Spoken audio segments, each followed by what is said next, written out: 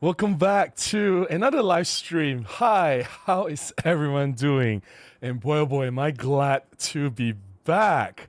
We're going to have a very interesting topic to talk about tonight. Can't wait to dive in. But as usual, I just want to make sure that the stream is working fine. You can see the video okay. The microphone is working fine. The audio, if there's any distortion, echo, or if it's too loud, for whatever reasons. Last week's live stream with Peter and Matty, my voice was cracking. There was distortion all over. So I've changed some settings on my microphone, so hopefully the audio is okay. While I wait for some feedback, let me drink some coffee. Coffee first, always. I see some feedback already. Thank you, guys. Thanks, Jerry Vapogamuka. As usual, I'll say hi to people first, and priority will be given to members. If you are a member, your name will be highlighted in green, and there's a star badge next to your name. Andrew. Hi, Andrew. How are you? Andrew says, hello and salam to Joshua Robin. Could hear you well. Thank you so much for being here. Nice to see you again, and thanks for letting me know. Kamui at my realm says, hello from the Philippines and still loving my EPL 6. Trying the night mode. Oops.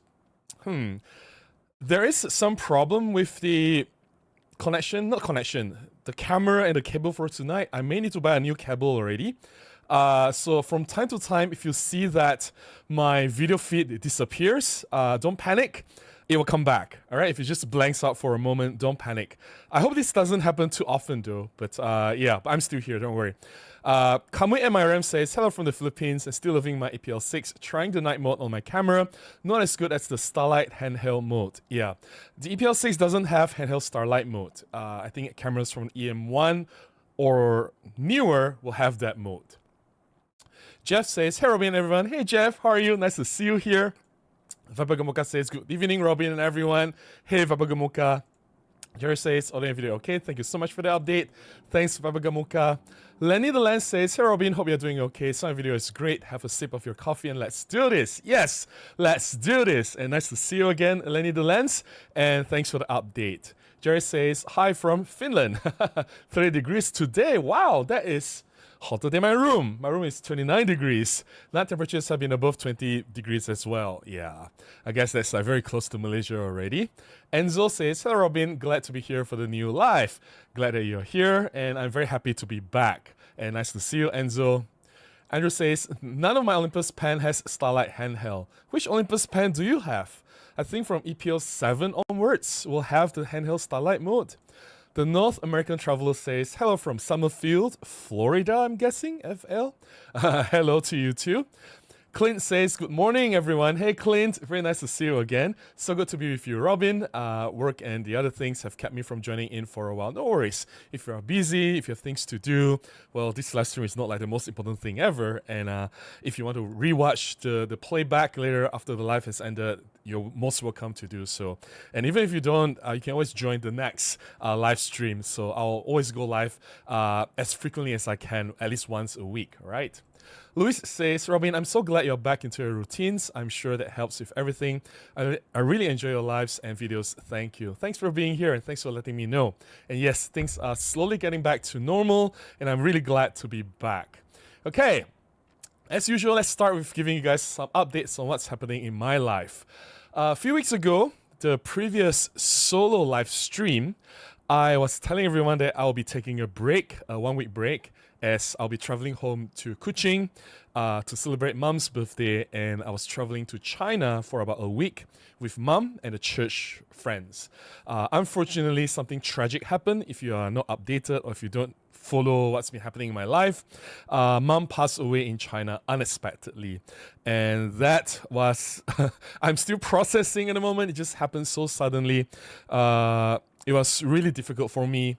and having to deal with all this in a foreign land. I've talked about this already, so I'm not going to repeat everything here. I made a video to talk about that, to share what happened, what really happened in China, and all the things that I have to deal with at China, and of course here in Malaysia. There were some complications with paperwork, red tape with the government and everything. If you want to watch the video, if you want to know what happened, please watch the video if you have not done so. I think that was last Monday. The reason I'm back here so soon, I was in Kuching, I had to deal with a lot of things. The reason I'm back here so soon is because I need to retrieve a piece of very important document that is actually here in Kuching to proceed with the applications and the processes and everything. So while I'm back here, I'm starting to get back to my normal routine, which I believe is very important for my grieving process. I'm still grieving mom. I miss her dearly, and I've cried too much over the last few weeks. And yeah, it helps with the shuttle therapy, meeting friends, going out to do things, making videos for you guys, interacting with you guys. It really helps. Now, there he goes again. Let me see if there's a way for me to stop this from happening. Let me try to fix this. Be right back, guys. Be right back. I'm still here. Don't worry. You can hear me. I just want to try to fix this.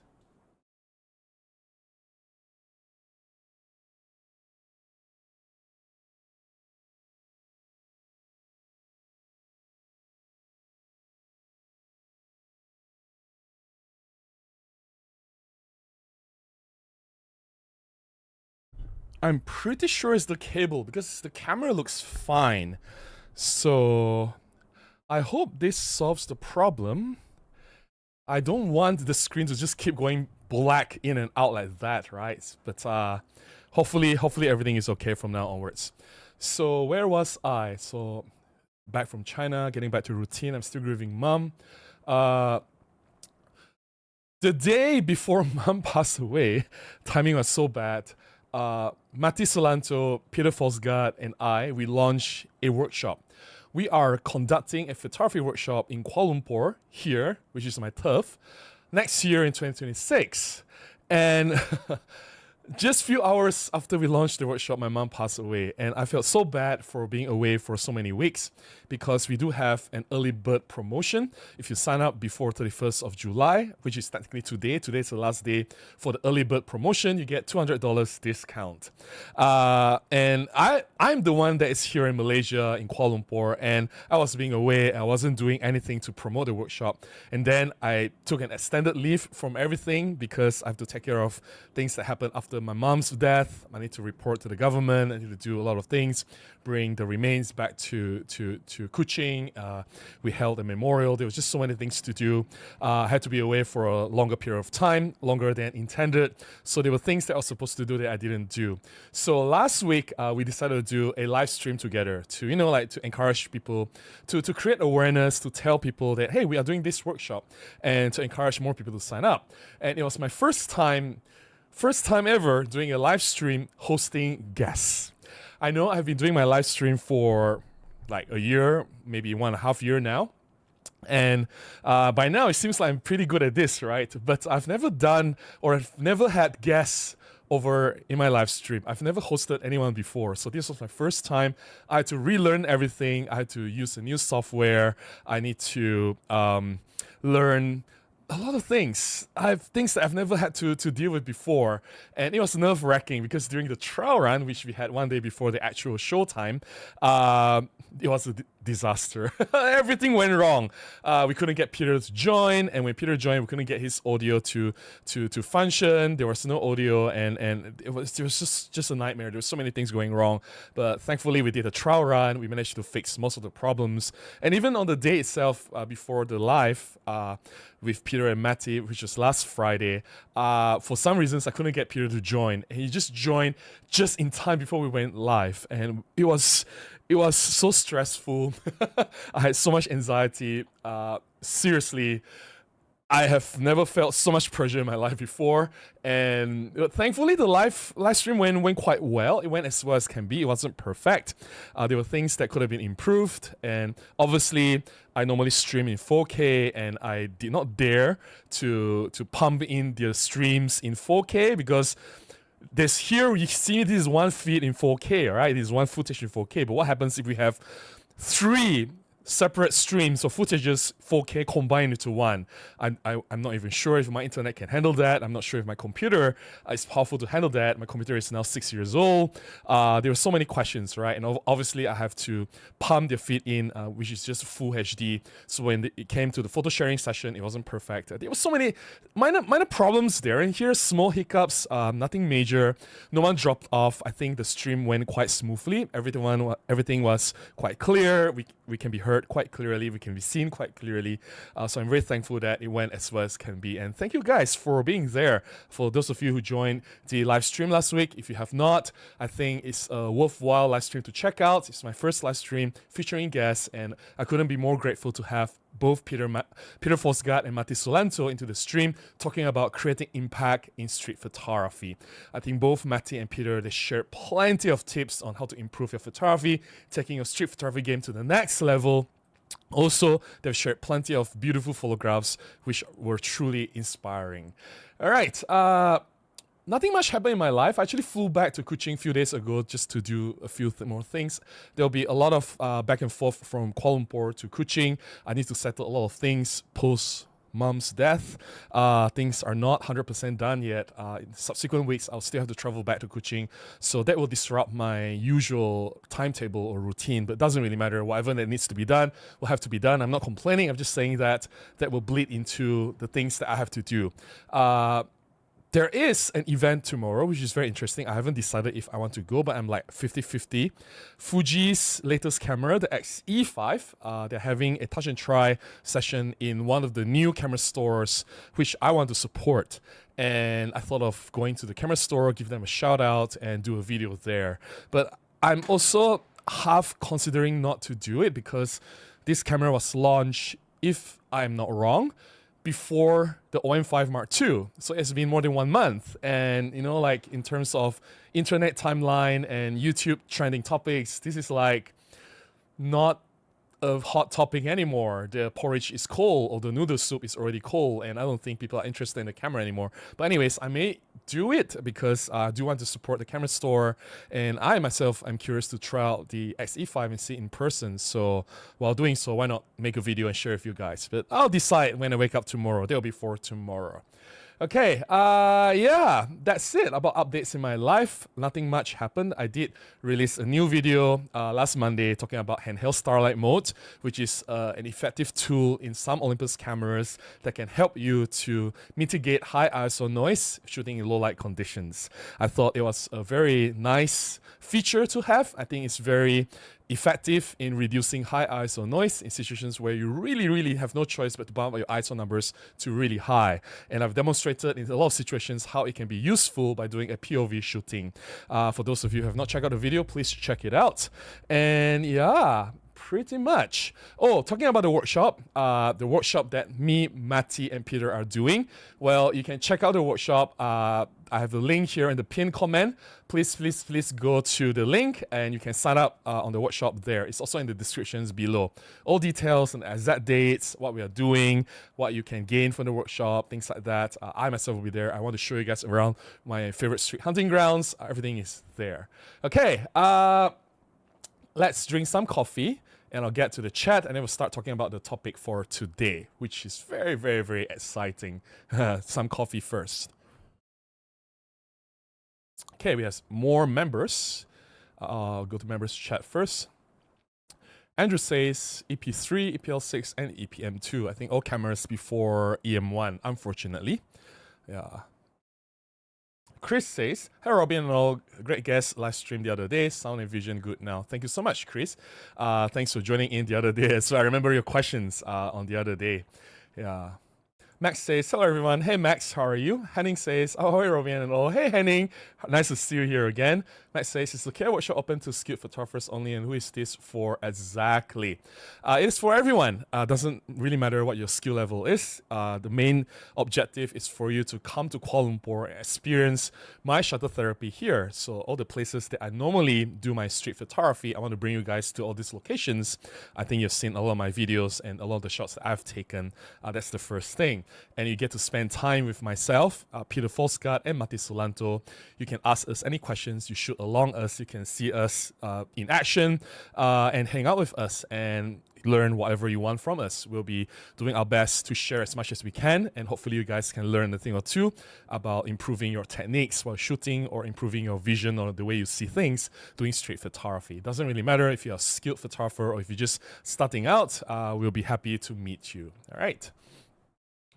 Jared says, last night I took the handheld starlight photos with the EPL8 and kit lens. ISO 2800, shutter speed is 110 to 125. Images good and sharp, some noise, but completely usable. My hands were shaking, but no problem. There's also image stabilization, which really helped.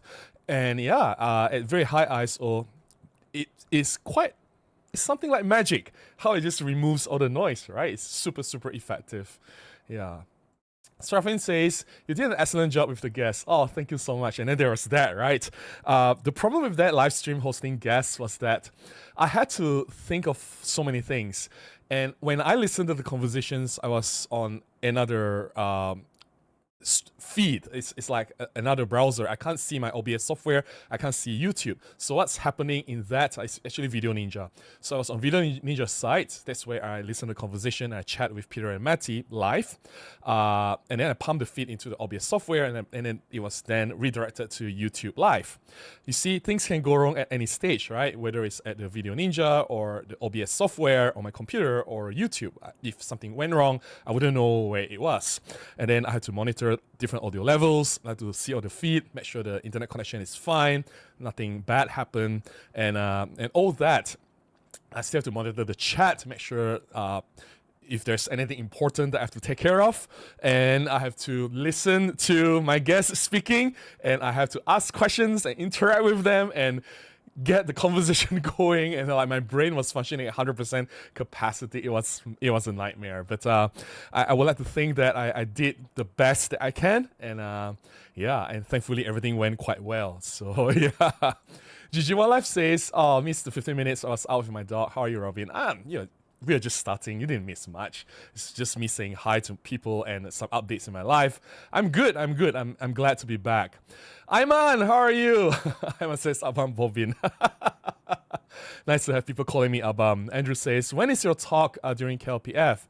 Has the timetable been out? I don't think the timetable is out yet. Let me check their Facebook page. Some of my friends started to find out when they are giving the talk already. Let me see. Let me just quickly go to KLPF's website. Yeah, I'll be giving a talk in KLPF. That's about in 2 weeks' time in KL Gateway Mall. Let's see if there's any timetable of. No, I don't think so. No timetable yet. No timetable yet. I'm just looking at other people's, like my friend Grace Ho, The Street Speak. Just saying 15 to 17. No timetable yet, unfortunately. I don't know when it will be released. So yeah.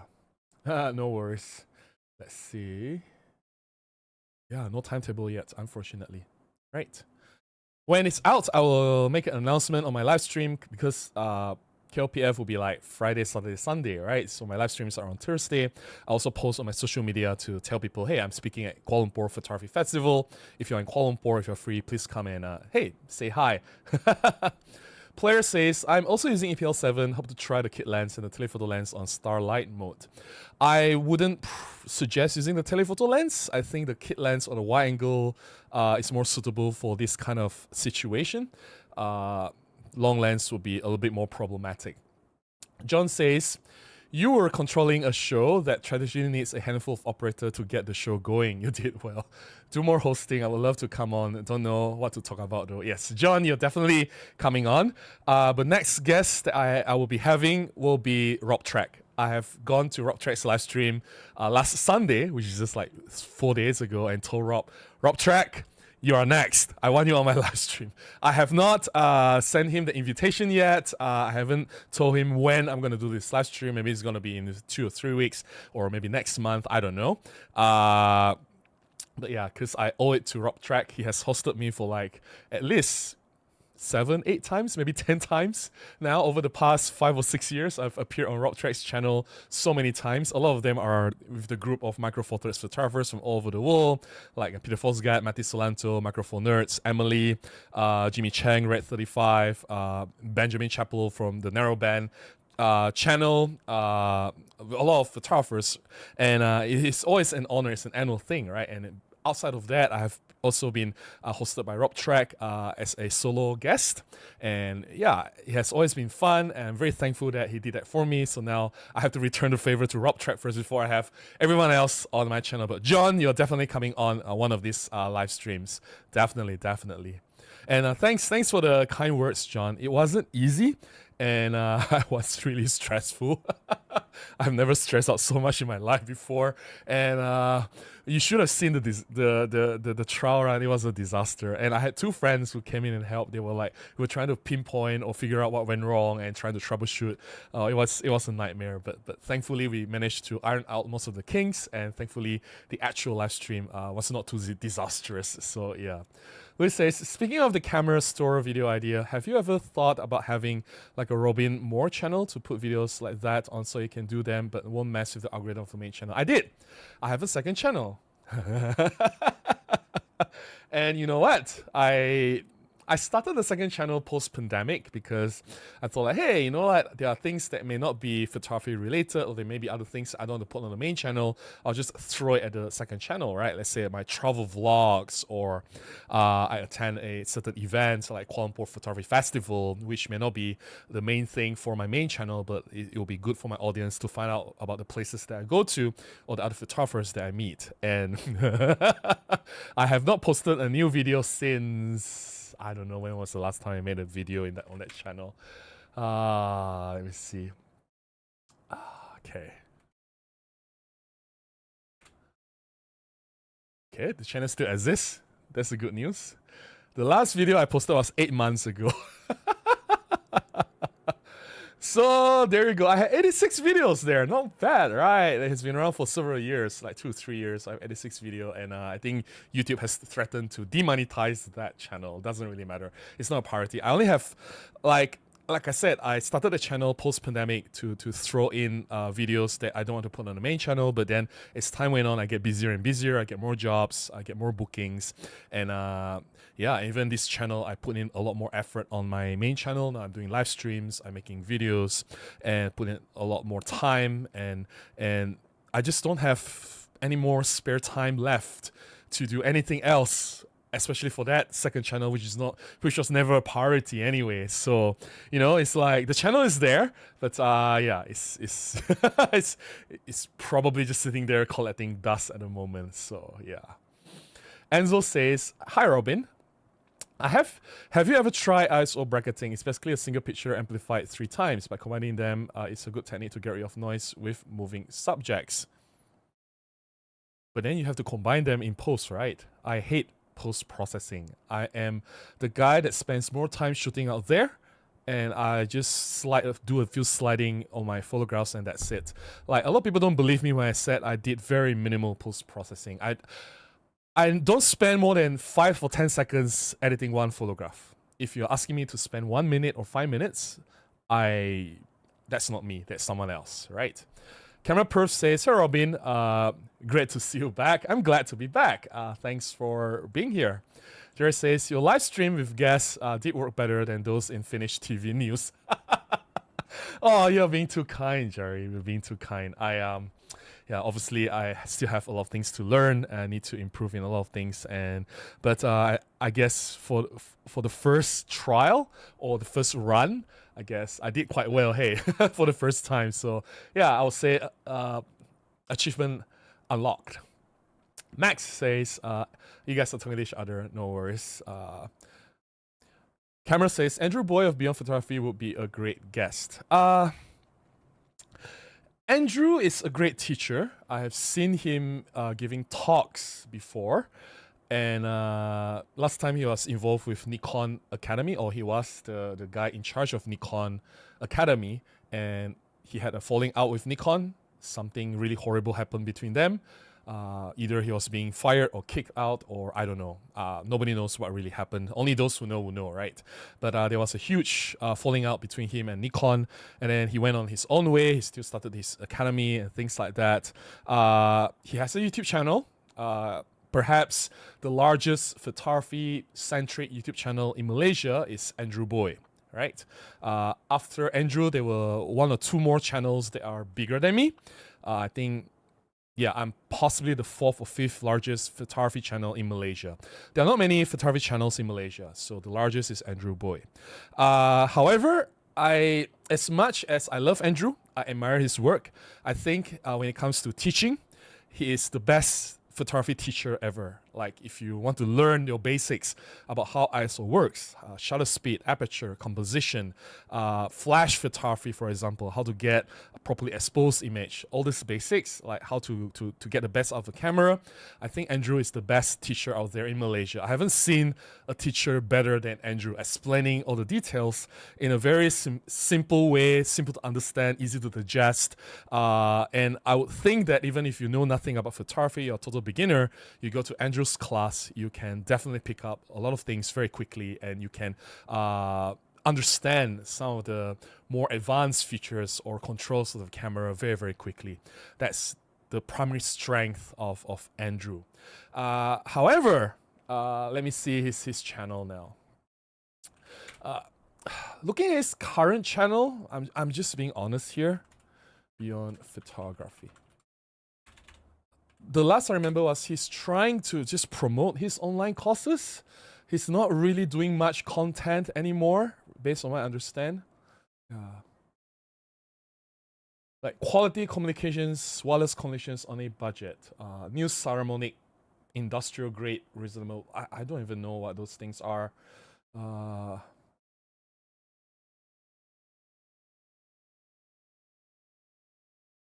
Like I respect him and his photography, but I also feel that if we hang out, if I meet him in person, we have nothing to talk about. Like he doesn't do street photography. He doesn't do macro photography. He does some portraits of beautiful ladies with flash.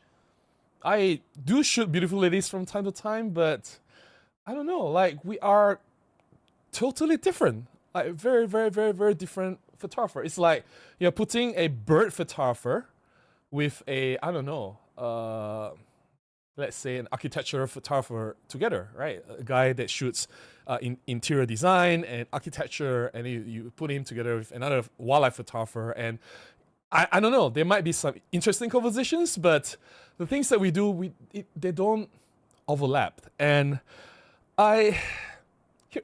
here's another thing, right?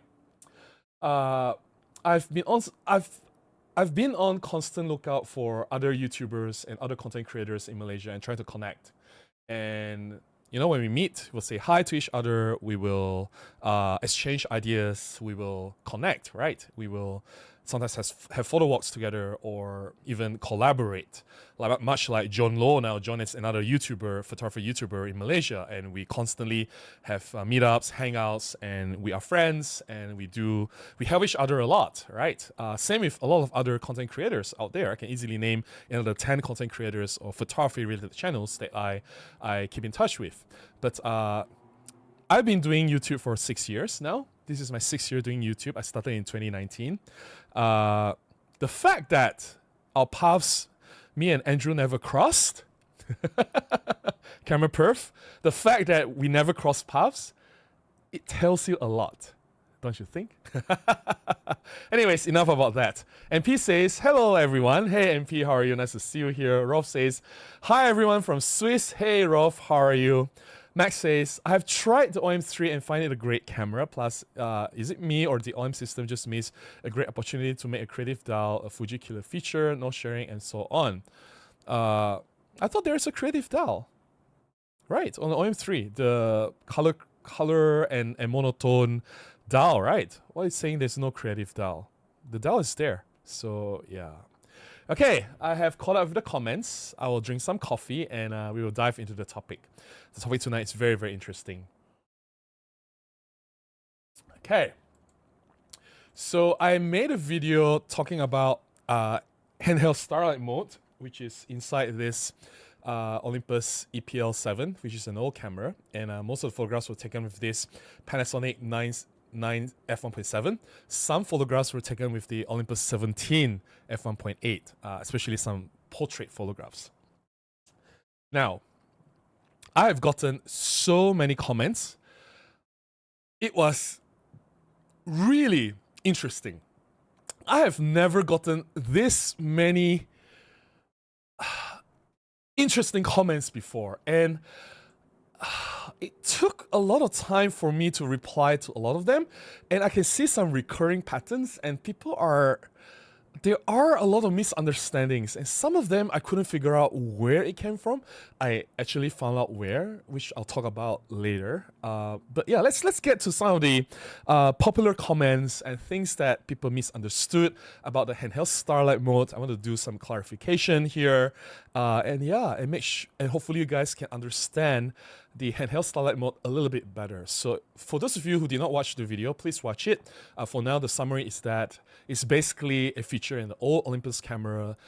It's not found in the higher flagship camera like the OM1, EM1 Mark II, EM1 Mark III, EM1X. They don't have this feature. It is in the lower level cameras like EM5, OM5, EPL7, EM10 series camera. You can find this Handheld Starlight mode. So the Handheld Starlight mode is basically a multi-shot noise reduction composite, meaning that the camera will take a series of photographs, 8 photographs in burst, quick succession, and out of these 8 photographs, the camera will combine them into a composite to reduce noise. So basically what you get, the resulting image, is basically noise-free. Even if you shoot a very high ISO, you can go to ISO 10,000, 12,800. You use this Handheld Starlight mode, your images will come out very, very, very clean and very, very detailed. Like there's very little noise in the image, right? So I was exploring that feature on my Monday's video. I was explaining how it works, where to activate it in your camera. I made a lot of examples doing POV views. I went out, took a video footage of what happens in front of me, around me, before I click the shutter button and show how I compose my shots to show that it actually happened. I didn't just claim that, oh, this is a Handheld Starlight mode. I actually really did shoot them, right? I have evidence of that. Now, after that video was published, man, oh man, there were so many comments, and the most popular one, I would say, people will say, Robin, a lot of comments said this, Robin, isn't this the same with the handheld high-res shot? I can take handheld high-res shot and get very little noise. Yeah, of course, the high-level cameras, the EM1 Mark III or the OM1, they don't have this Handheld Starlight mode because it has the handheld high-res mode. And this handheld high-res mode basically does the same thing anyway. Oh my goodness. Handheld high-res and Handheld Starlight are two completely different things. Very, very, very, very different things. To say that they do the same thing, they function the same way, they produce the same results, is so wrong. Like, how can anyone think that? Okay, handheld high-res mode is basically sensor shift. It's a pixel shift method, so the can depends on whether it's tripod high-res shot or handheld high-res shot. So let's say we talk about handheld high-res shot, the pixel will move 16 times. Well, depends. The older cameras like EM1X, EM1 Mark III, the camera will take 16 shots. The newer cameras, the OM1, OM Mark II, the camera will take 12 shots. So depending on which camera you use, the handheld high-res shot can be slightly different. So take a lot of shots, and the camera will composite all the shots together and merge it into a high-resolution shot. And if you are using a tripod high-res shot, the sensor itself, the image sensor, is being shifted. It's called pixel shift, half a pixel pitch 8 times to create 8 photographs at a precise shifted location, and all these images are being composited into a high resolution shot. Right. The goal of high-res shot is to produce a high-resolution shot. Olympus and OM system, they claim that using this technique, the sensor shift, or what they call the high-res shot, you can get an equivalent of 50 megapixels resolution. Yes, you can get 80 megapixels raw if you shoot tripod high-res shot, but they claim the equivalent resolution is 50. Although raw will have more pixels, but it doesn't mean that the quality is 80 megapixels. They're claiming 50. That's the main goal of using the high-res shot. Whereas the Handheld Starlight mode, I know it's a weird name because we can't shoot stars with this technique. Basically, you shoot low ISO, low light with high ISO. Sorry, low light situations with high ISO, right? This Handheld Starlight mode.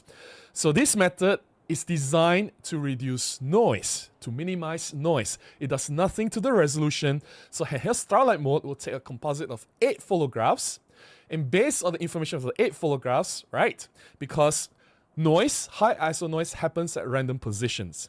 With 8 photographs, the camera can determine the position of the noise from all these different photographs. Once the location of the random noise pattern is determined, then this noise can be easily subtracted or removed from the first photograph. That is the Handheld Starlight mode. The only benefit you get out of that is reduced noise. And at very, very, very high ISO, even ISO 12,800, you can get very minimal noise with this Handheld Starlight mode. Now, yes, the handheld high-res shot, you can get reduced noise. Olympus claim that the benefit is close to 2 stops. Noise advantage, meaning that if you shoot at ISO 6400, you probably get noise at about 1600, but they never claim that it can get rid of the noise. They never claim that it can mitigate the noise altogether. So if you shoot at ISO 6400, 12,800, you can still get a lot of noise.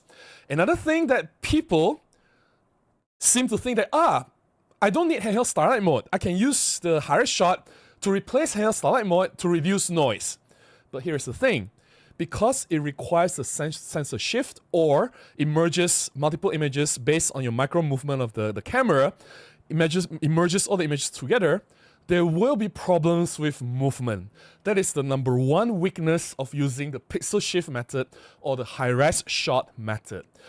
If there's movement in the photograph, let's say a human walking by, or even a portrait, someone standing, right? You think the person can stand still? No. There's some micro movement, like a little bit of movement. You have to think. The sensor shifts, that's a tripod high-res shot, the sensor shifts half a pixel pitch. Can you honestly say that a person, a human being, a living creature, can stay still and not move half a pixel distance?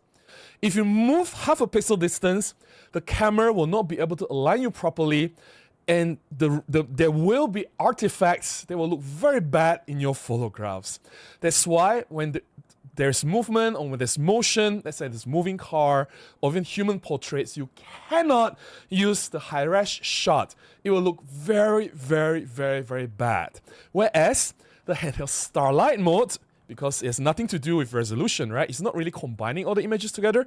It's just using the images to read the noise information, and based on those location data of the noise at all these different 8 photographs, they just get rid of the noise. They remove the noise from the first image.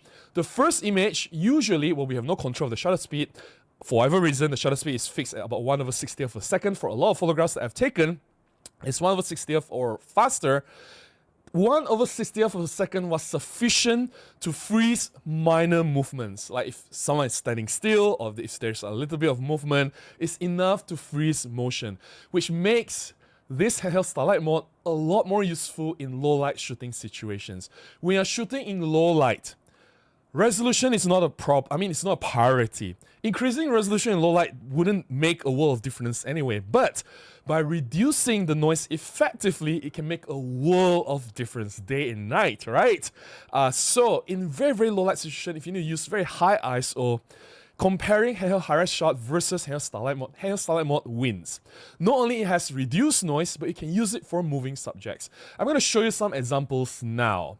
So let me just go to, if I can bring up the screen here, bring up the photograph. Okay, so I just took this at the balcony earlier, right? This is at my balcony. This is EPL7 with the Panasonic 9 to f1.7, which is this. EPL7 and Panasonic 9 f1.7. At 1/60th of a second, this is Handheld Starlight mode, right? Look at that. I can freeze. Okay, so what I did is I move my hand slightly like this. I move my hand like that. I'm not waving my hand very fast like that, right? I'm just gently moving my hand, like very, very slow movement. And 1/60th of a second was enough to freeze the motion. And if you look at closely, this is ISO 3200, by the way. If you zoom in, you can see that the camera effectively removes the noise. Yeah, it's ISO 3200. It's not that much noise to begin with, but still, this is very clean. And yes, my hand is not 100% sharp because it was moving, and maybe it was a little bit out of focus. I don't know. It was dark. I just did a quick test. But this is one photograph. I have another photograph. This is the second photograph, also taken with the EPL7, with the same lens, which is the Panasonic 9 f1.7. You can see that at ISO 3200, you can see that, yeah, there's no noise. It's clean, it's magic. And yet, everything looks smooth, there's no movement artifacts, everything is fine, right? This is EPL7. And then I can't show you now because the OM1 is the one streaming the camera. And then I switched over to the OM1 camera and I took the handheld high-res shot using the same lens, same setting. I set it to ISO 3200, 1/60th of a second. Same setting, same lens, everything is the same, but handheld high-res shot. So this is what happened. Can you see? Of course it's blurred because I was moving my hand like that, right? How is the camera going to merge all the 8 shots of the moving hand? Of course it's not going to be merged properly. And if you really, really look at it, you can you see the squarish lines?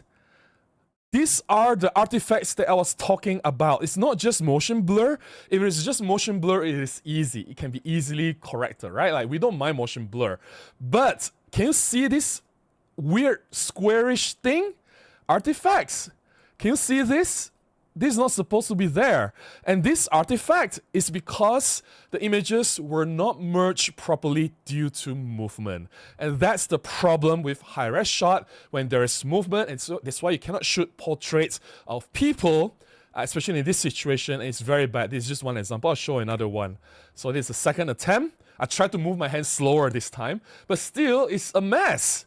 Look at that. And also, like I said, high-res shot, whether it's tripod, high-res shot or handheld high-res shot, it will reduce the noise, but it doesn't get rid of the noise. If you really look at this, you can still see the traces of the noise. Yeah, this is not a lot. You can easily use some software to mitigate the noise, right? It's very easy, not a problem. I'll show the previous image. You can see there's still some traces of noise. It's still very clean and looks very good at ISO 3200. Honestly, it looks very, very good, minus the artifacts, of course, and the motion. You can't freeze the motion like if there's a moving car or there's a moving person. You definitely can't take the shot already, right? Now, if you compare, I'm going to go back to the EPL7 shot.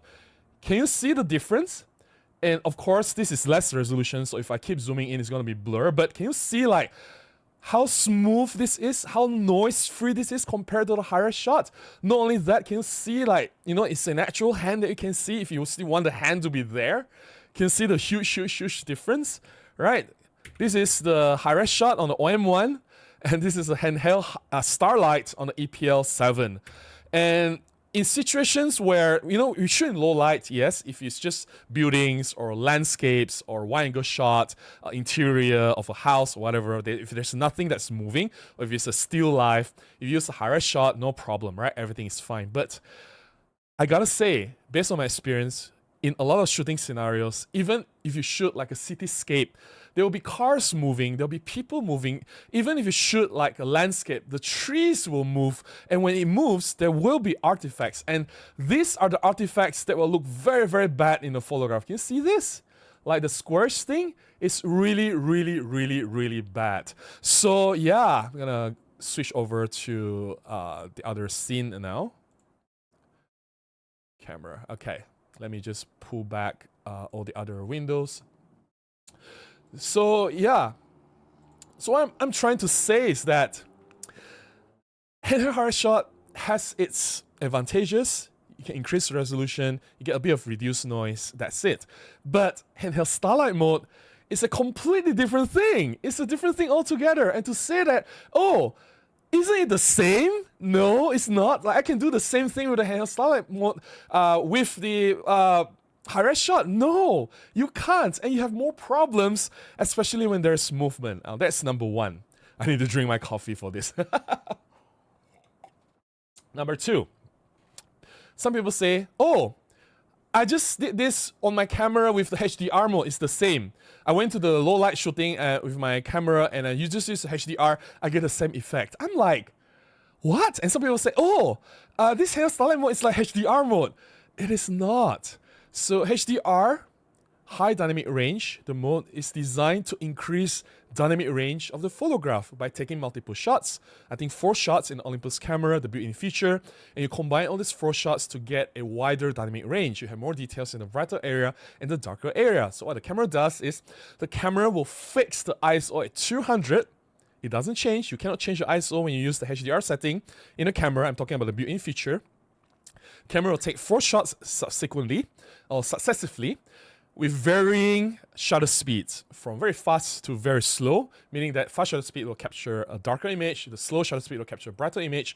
So the brighter image will preserve details in the shadows, the darker image will preserve details in the highlights. So you have more details in the highlights and shadows. So after you combine all these images, you have like an averaging blending method to get a well-exposed, balanced photograph. You don't get overly exposed image in the bright area or too dark. The shadows don't dip to black in the darker areas, so there's less contrast, right? Now, that is HDR.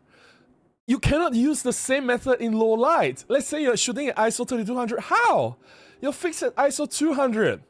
You can't, and it just doesn't work in very, very low light, unless you have a tripod, of course, but we're talking about handheld here, right? So it's like two completely different things for two completely different scenario. One, the HDR mode is to maximize dynamic range, and it's fixed at ISO 200, meaning that there's no chance for you to use it in low light situation. You can't use high ISO, and Handheld Starlight mode is to reduce noise in high ISO shooting. They're both very, very different. I don't know who, or why, or how they can think HDR can replace the Handheld Starlight mode. Now, number 3, focus stacking. Why? Some people say, oh, my camera has focus stacking, I can do the same thing. Another comment will say, oh yeah, this is like focus stacking. It's basically the same thing anyway. I can achieve the same effect. How? This is like I'm giving an instruction for someone to buy fruits at the market, right? Instead, he goes to the hospital, to the pharmacy, and asks for fruits. Hey, I want to buy an apple in a pharmacy. No, the pharmacy doesn't sell fruits. You want fruits, you have to go to the market. The focus stacking is to increase depth of field. It has zero effect when it comes to noise. And the focus, I don't know. How can someone think that focus stacking and multi-shot noise reduction are the same thing? It just boggles my mind. How do you make that connection? One is like a plant, another one is like a cat, right? A cactus and a cat, they are biologically different. The functions, the build-up, everything is different, right? And focus stacking, yes, is usually used for macro, or if you want more depth of field, you want less blur, you want to see more zones in focus, use focus stacking. It's very useful. It's one click, the camera takes multiple images, and stack them together to maximize depth of field. Whereas Handheld Starlight mode is not the same thing. It doesn't care about depth of field. Like, how do I even explain that both of them? I don't even know. Okay, focus stacking and Handheld Starlight mode are two different things. I just don't know why people think they're the same thing. Okay, this is even worse. Oh, my camera has starry sky autofocus. I can do that. I tried it last night, taking the starry sky autofocus. Wow, the image has no noise, but I cannot control autofocus. I was like, oh my goodness, like, okay, I'm trying to be really nice here.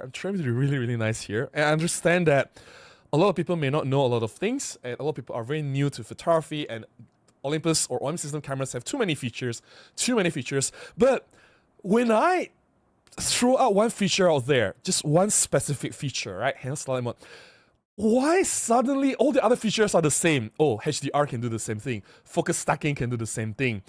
Starry sky autofocus can do like, no. Starry sky autofocus is focusing at the stars. It's a focusing mode. It's a focusing feature in the camera to help you to focus stars at far away distance while you're doing astrophotography or shooting night sky. The feature says it all. Star autofocus, right? And if it's an autofocus method, it has zero effect or zero control whatsoever, or zero impact on noise, right? Or on the image quality. It just helps you to achieve focus. It's an autofocus mode. And people say, oh, I can use this on my camera, achieve the same thing. No, it's not. Oh my goodness. Like, I'm going crazy replying to all these comments, and I reply to comments, right? Oh my goodness, it's not the same thing. This Handheld Starlight mode is a multi-shot composite to reduce noise. Starry Sky autofocus is just to focus on stars. Why would anyone think it's the same? No, it's not the same. This is worse. Live ND. Oh, Robin, you can use Live ND too. It does the same thing. What? Oh my goodness. Okay, what is Live ND? So Live ND is another composite method. It's basically blending, right? It's additive blending. So what you do is, to prevent overexposure, you don't want the image to be too bright. Let's say you might want to take a photograph of 4 seconds, right? So by using Live ND, the camera will take shorter duration of images, like applying an ND filter to darken the image, right? So that the image is not overexposed, while you can still capture the motion, right? And Live ND, the last I checked, the highest ISO is 800. 800. That's barely high ISO, whereas Handheld Starlight mode, the highest I've gone up to was 12,800.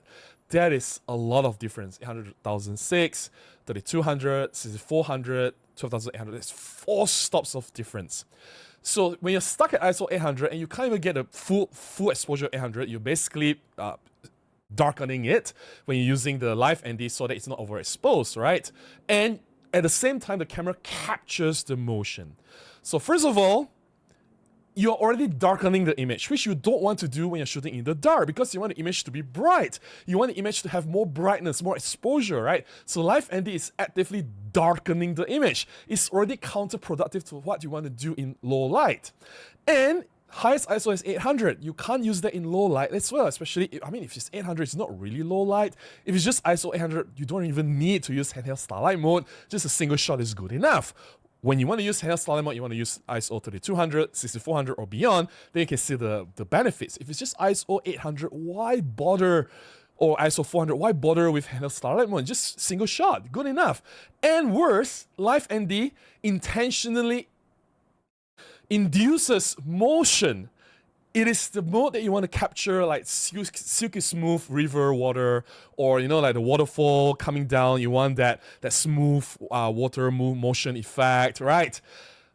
That's the purpose of using a Live ND. You want movement in your shots. Whereas a Handheld Starlight mode is the opposite of that. It freezes motion, and both are so different. The way they work are so different. Why would anyone think that Live ND and Handheld Starlight mode are the same? It boggles my mind. Now, this is worse. People are saying, oh, smartphones can do it.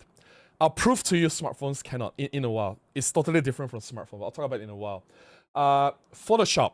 Basically, they say, oh, you don't have to do this in camera. You can just take as many photographs as you can, let's say 10 photographs, and then you can blend it in Photoshop to get rid of the noise. You can.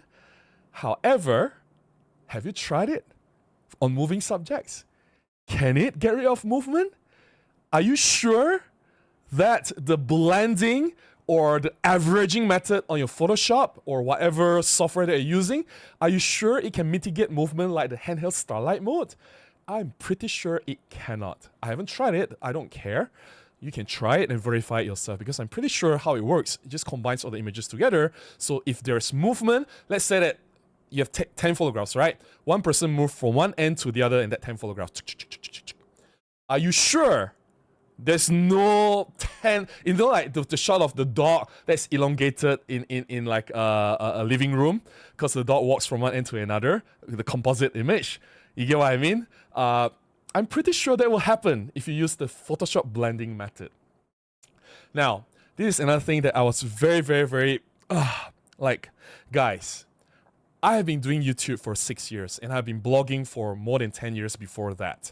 I've been sharing a lot about photography, about cameras, reviews, techniques, tips and tricks, explaining how features work, like 5-axis image stabilization, handheld high-res shot, Live ND. I've explained how all these features work, right? I would like to think that I've shared things very truthfully. I would like to think that I got my facts right. I would like to think that I've been very, very, very honest, and I share as much as I can. If I'm not saying that I'm 100% correct all the time. I'm human. I do make mistakes. There are times that I said something wrong, or unintentionally, or I could be ignorant, right? I may not know certain things that are wrong. I'm not saying that I'm 100% correct, but to the best of my ability, to the best of my intention, and I'm doing as honestly as I can, I share everything as truthfully as I can, and I am rarely wrong. Can you honestly tell me, in terms of facts, in terms of technical facts, I'm not talking about opinion, like let's say, oh, micro four thirds is better than full frame. That's an opinion, right? That's subjective. Anyone can have either opinion, or like, oh, Olympus 60 is the best macro lens out there. That's an opinion. So we're not talking about opinion, we're talking about facts. Really, really important facts, right? Like, how many times have I been wrong? Can you think about that? So when I say this handheld Starlight mode is only available in JPEG, why, oh why do people come and question me? But Robin, my camera can shoot RAW. I can shoot RAW in JPEG in my camera. I can select RAW and still shoot the handheld Starlight mode. Have you stopped and think, why would I say it if it's not true? Here's what happened. Yes, you can select RAW plus JPEG in your camera, but the RAW file is the first image before the multi-shot noise reduction processing takes place. So what happens is the camera will take 8 photographs, right? The first photograph will be saved as RAW, and then all the 8 photographs will be processed and merged with the multi-shot noise reduction method applied. They call it the handheld Starlight mode, and the resulting clean, noise-free image that is processed, that is a JPEG file. So the RAW file will contain all the noise information before the handheld Starlight mode was applied. If you don't believe me, go and shoot RAW in JPEG, go and find out yourself. Some people have tried it and they've verified, yes, Robin, you're right. The RAW file is noisy. It's only the JPEG file that has the benefit of the handheld Starlight mode. The JPEG, I said in the video, you can only do this mode in JPEG. That is true. Why would you doubt me? I feel somewhat a little bit offended. After all I have done over the years for you guys, and you guys come and say, but Robin, you are wrong. I can do this. Maybe you should check your facts. I'm like, really? It stings, guys. It stings, okay? It takes a lot of effort for me to do my research. It takes a lot of effort for me to do all these things and put everything together and make sure I get everything right. And people question the validity of the things that I share. It really hurts, okay? So no, you can only do JPEG, no RAW, okay? End of the story over there. Now, here is another thing. Oh, Robin, my Panasonic camera has this feature. It's called, what was it? Multi-shot night or multi-something night? I don't know. I don't know what it's called. Let me check it. I have my Panasonic camera with me. Yay! I also have a Panasonic camera. Okay, what is it called? Let me see. What mode is it? Handheld night shot. People say, oh, my Panasonic camera has that handheld night mode, right? Okay. Before I talk about the Panasonic's handheld night mode, I want to talk about another thing that people got it wrong. It's related. So a lot of people assume wrongly that the handheld Starlight mode is a blending method, whether it's additive or averaging. There are many ways to blend images together. So people are saying, oh, all these images are aligned and stacked together or merged together by averaging, because when you have 8 photographs, you have 8 different exposures, you just average them and can cancel the noise out. If that is true, if all the 8 photographs were stacked together or merged together and being averaged, don't you think that would have captured the motion? Don't you think that, let's say I move my hand like that, you'll see all those hand traces of the motion or traces of the different hands at different photographs? How is it that the photograph only has one hand frozen because it's 1/60th of a second? The only true answer to that is handheld Starlight mode is not a blending method. It's not an averaging method. The images are not really merged together. Yes, it's a composite, but instead of blending or additive, it is actually a subtractive method. So the camera uses all these different photographs to find out the position of the noise, because noise happens at random positions. More photographs you have, the better, because you have more data to work with. Finding out all this information of this different noise, once the camera pinpoints the location, then they can remove all this noise from the first photograph. It's a processing method. It is a subtractive method. It is not adding any information.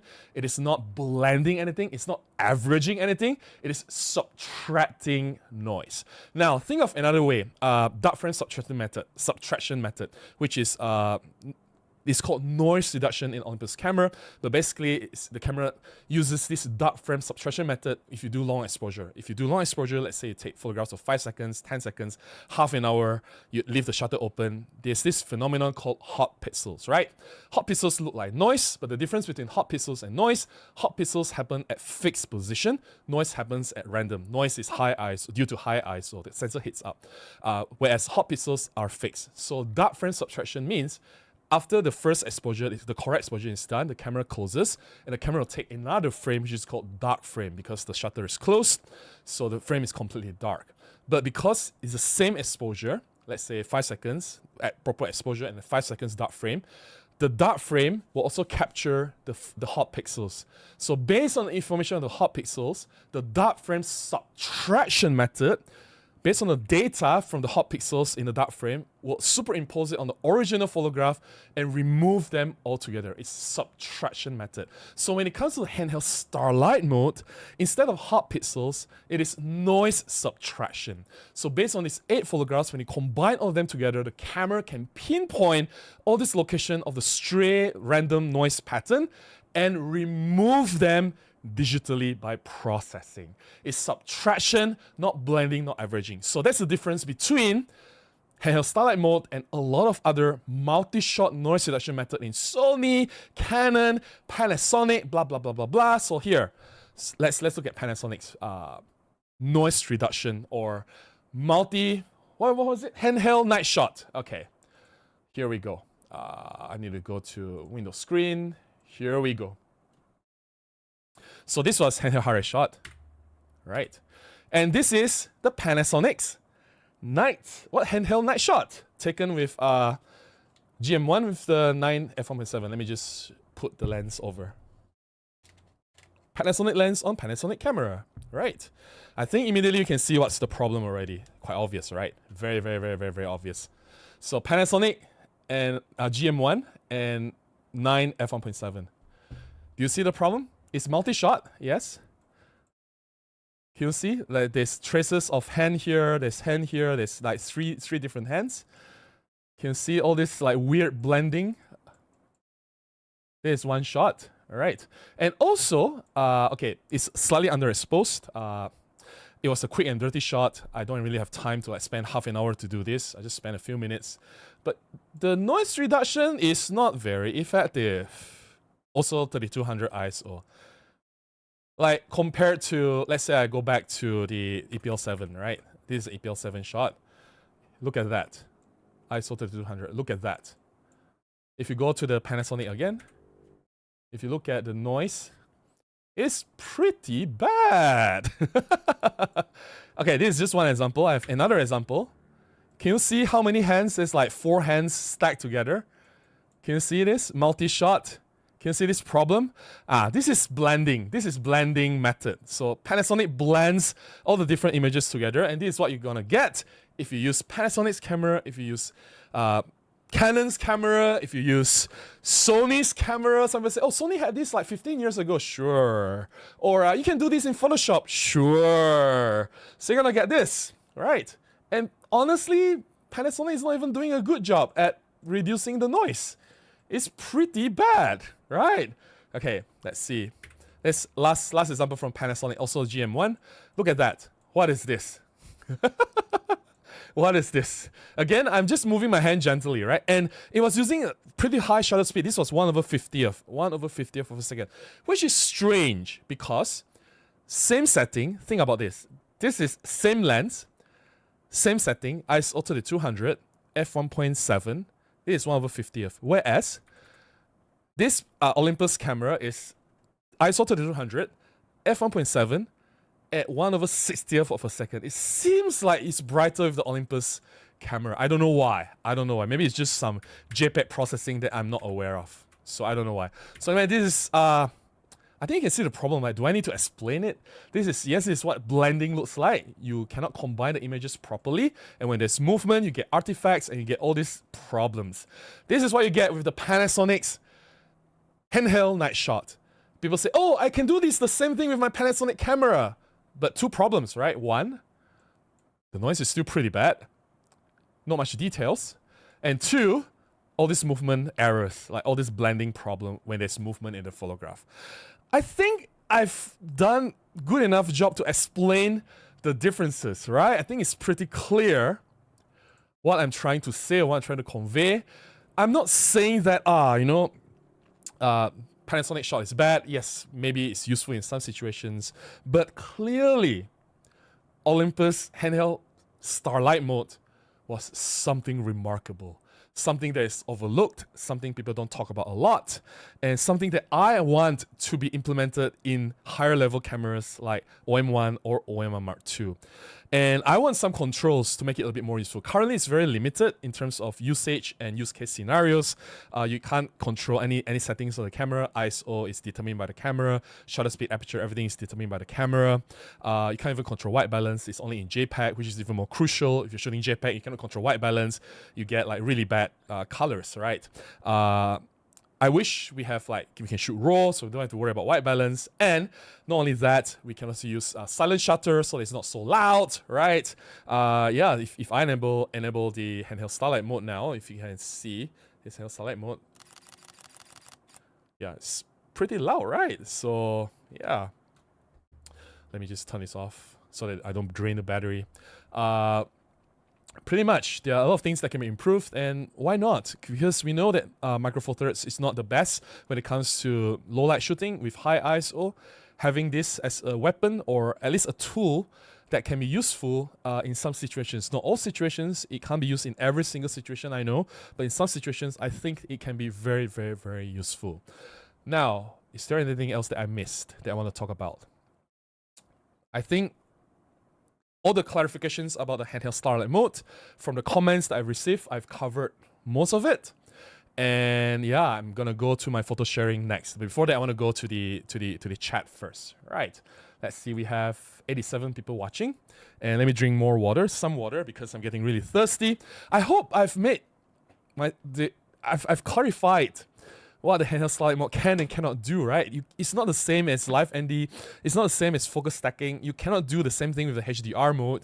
And high-res shot is just a different thing altogether. And it's like problems with movement, artifacts, and everything. And it's not even the same thing as the Panasonic's night handheld shot, whatever it's called. And you can't shoot RAW. Like, seriously, like, why would people not believe me? Anyway, let me drink my water.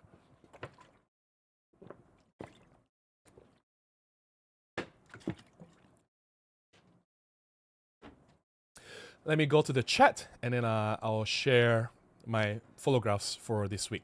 Because what's the point of having a photography channel if you don't have photographs? Rolf says, good afternoon to everybody. Greetings from Germany. Hey Rolf, how are you? Good afternoon to you.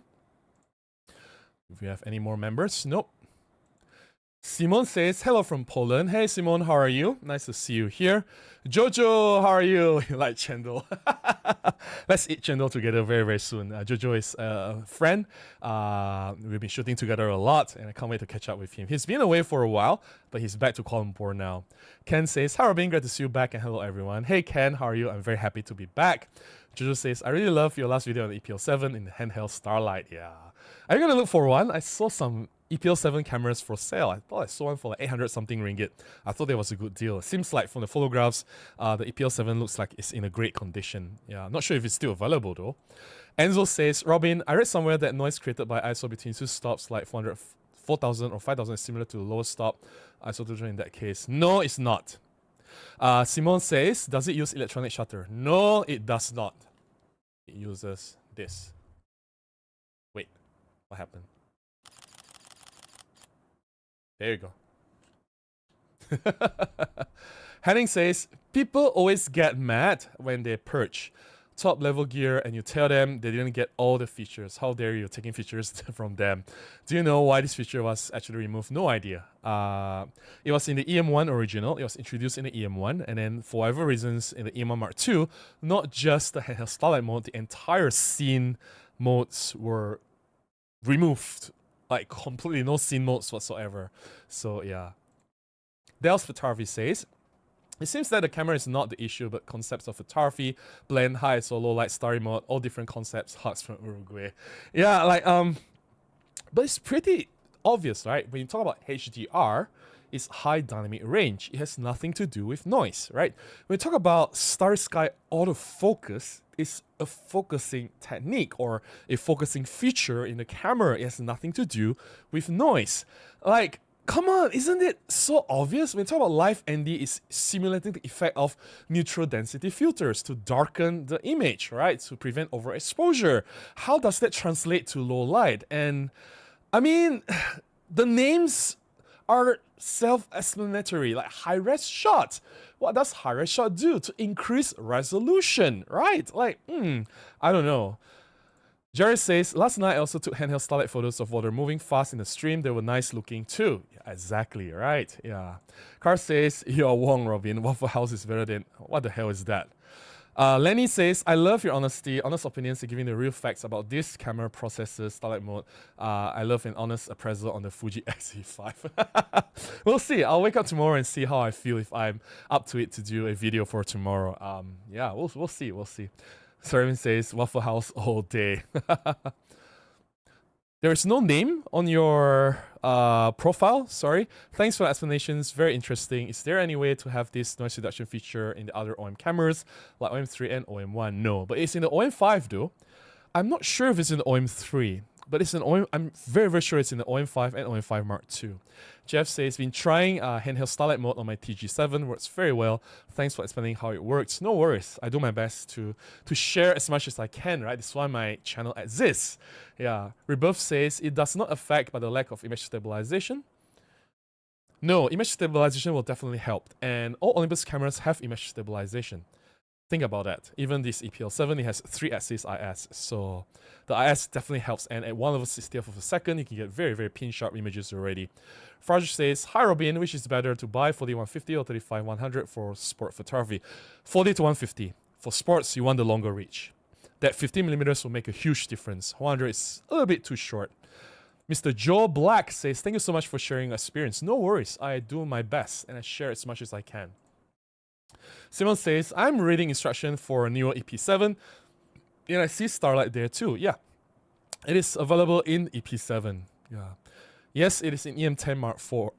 It's in EM10 EP series line. It's not in the flagship lines. The OM1, OM3, I think, EM1 Mark II, EM1 Mark III, EM1X. Yeah, the handheld Starlight mode is not in these higher level cameras.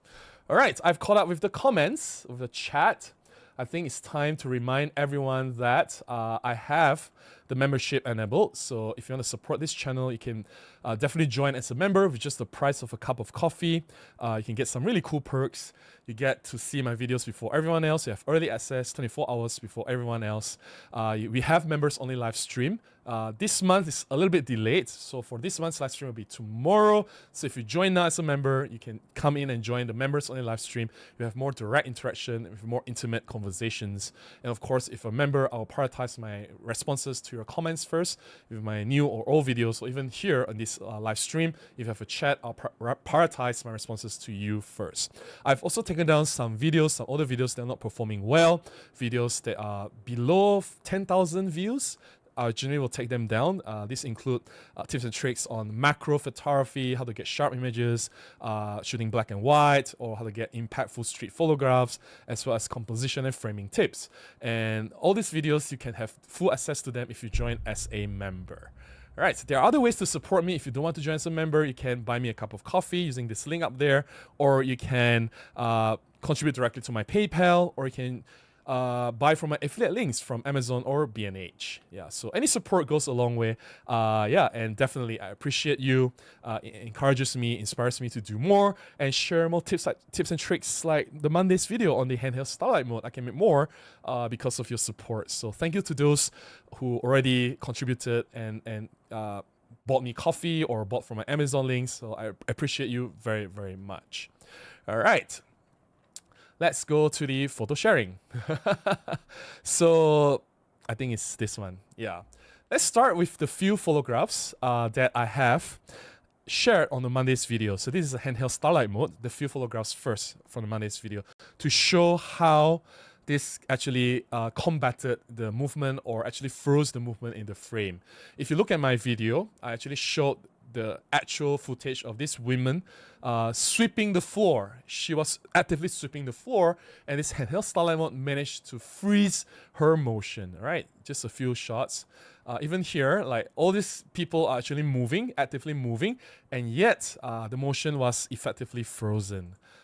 Same with this portrait here. Oh dear, my camera is acting up. It's not the camera, I think it's the cable.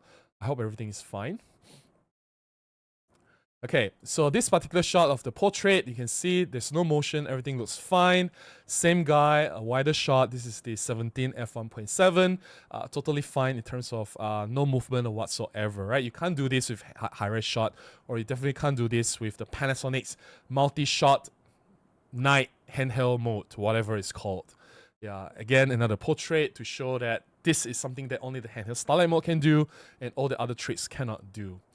Same with this particular shot. All right, so last Sunday, I went out for a shuttle therapy session, the first time in a few weeks. So I met up with a few friends, and I did some street photography in Pudu. This is a location that I always go to, and I always get some really nice shots. This time, I went out with the original Olympus EM1. This is from 2013, and I brought along this lens. This is the 12 to 50 f3.5 to 6.3 kit lens. So kit lens on the original EM1. And I got some really cool shots that I want to share here. So there's this man chilling with his tea. You can see the glass of hot milk tea at the side, and he's sitting on, I think, some containers that's storing some ice. So yeah, he's a worker from a restaurant nearby. He's chilling at the side. You can see that his slippers or shoes are underneath, and while his legs are dangling, he's definitely in a very relaxed position when I took this photograph. I like shots like this. It's environmental. It shows what's happening behind the area, as well as the man looking directly at the camera. Just another different take of the same shot, a little bit nearer. So sometimes you go a little bit further to see more in the surrounding framing, and you can go close for impact, so you can see more features in the face. Sometimes the closer shots work better. Sometimes the wider shot works better. Why don't you take a few, right? Some play with highlight and shadow. I can see that the harsh sun was shining on this person making the noodle at the nearby coffee shop or kopitiam. So definitely I want to capture him in action. He was draining the noodle from the hot water, lifting the noodle up from the pot. So while capturing that action, his part of his body is in the highlight, illuminated by the morning sun, and the rest of the frame is in heavy shadow. Oh dear, I think the video feed completely disappears. Oh my goodness. Let me try to fix that. Oh, it's back. It's back. I may need a new cable. Let me try to fix that. Be right back.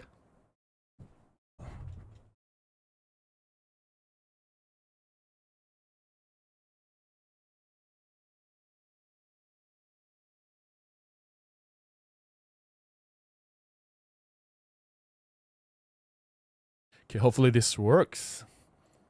Okay. Next. Man peeling onions, or was it garlic? I think it's peeling garlic. A worker outside of the restaurant. Oh dear. Do I have a spare cable? But even if I have a spare cable, I probably wouldn't be able to run it through, because the cable goes at the back of the PC, and the piece I'll arrange at the moment. Hopefully I can get it sorted out by next week's live stream, or yeah, we'll see. So yeah, the man wearing red. I like the red shirt. It just pops out from everywhere. You can see rambutan as a layering from the front, and there's a pile of garlic in front of him. He's peeling the garlic. A restaurant worker. Yeah. Oh my goodness. Yeah, this is very, very, very bad.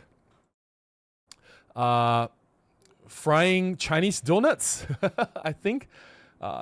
This is what it is. Han Ji Bang. I don't know what it's called in English. Han Ji Bang. And some motion blur, because the original EM1 has very powerful 5-axis image stabilization. So there's motion blur of the person walking at the top left corner of the frame, and then there's a car coming to that person. Just trying to blur it off. Some motion can add a little bit of dynamic energy to the photograph, which I thought was really interesting. Yeah. and just a portrait of a man, environmental portrait of him reading the paper in the morning. On the table, you can see a few interesting items. There's the nasi lemak, which is wrapped in paper. Nasi lemak is our typical Malaysian breakfast dish, and he's having iced tea, iced black tea without milk for breakfast, so which is pretty cool. Yeah. This is in the market, the wet market, which is a very beautiful place for photography as well. A wide angle shot to show multiple people doing different things. And I like that they all look very relaxed and they're aware of me, right? I'm not trying to be invisible or anything. I just want to capture the environment to show what's happening in the market. So yeah. Again, play with light and shadow. Obviously, the sun was very harsh in that morning. Plenty of light, and in this particular case, I love that part of the frame is deep into deep black. I can bring back the shadows and add some details if I want to, but I intentionally let them deep into black so that you have layering, and it seems like, you know, the images just instantly pops. It looks more punchy, and the color saturation just is definitely boosted in some ways. Yeah. Of course, there's always a cat. Why not? Cats are lovely creatures, and when you see a cat, go and pet a cat. Forget about photography altogether. Cats are friendly, and this cat spent some time coming to me and rubbing the head on my legs, and I had so much fun playing with this particular cat. So yeah, close-up portrait of the cat. Oh, by the way, I'm making a video to talk about why you should not underestimate your kit lens. All these photographs will be used as sample photographs for that particular video. The video is done. It will come out in maybe a few weeks' time or a month's time. I'm just piling out my buffer. So yeah, it's about, hey, kit lenses are good lenses as well, right? So in this particular case, I was using the original Olympus 12-50, f3.5 to 5.6, sorry, f3.5 to 6.3 as an example. So yeah, this is so random. There's like a goose in the middle of the market, 3 ladies and a goose, which is very, very strange. I like that there's so many bright colors in the frame as well. Like the ladies are wearing like blue, red, and then there's like the yellow container in the front, which is like a lot of very, very bright colors all interspersed within the frame. Yeah. And this is another environmental shot. Usually on the streets, you don't get clean compositions. There'll be a lot of mess and destruction. Not destruction. Why did I say destruction? Anyway, I just watched, I don't know if you guys are following the Netflix, The Sandman. One of the endless is destruction. So that's why that it's pretty cool. He has a book with him all the time. So that's why destruction is in my mind. So anyway, distractions. I want to say distractions. So while it's messy and everything, just compose it as it is. I'm thankful that the lady was wearing red, because the red makes her pop. The shirt makes her pop immediately from all these distractions, right? So yeah. And sometimes we want everything to be properly exposed, but shadows can work to advantage as well. So I already know that I want the yellow van or gold. It's not really yellow, right? It's more like gold or muted yellow. The van as a background, because it looks very retro, and I like that particular color tone. I don't have a lot of this color tone in my photographs, but I know that it's hard to get someone in the foreground that will be in the light, because pretty much after the van, you can see everything is covered in shadow. To me, it doesn't really matter. So the lady walked in front of me. I still captured the shot anyway, and this was taken in RAW, and I managed to lift up a little bit of details from the shadow. You can still see like she's not completely black. I can bring up more details if I want more like a HDR kind of processing, but I don't want to do that. I still want to maintain that she's properly in the shadow kind of look, like she's in the darker area while the van is in like the hot sun and everything, right? So yeah, so I want to maintain that, but it still looks pretty good. The stark difference between the bright area, which is the van, and the lady that is crossing, I thought it makes a very good dynamic composition, right? A very good contrast, like light and shadow in this particular case. So yeah.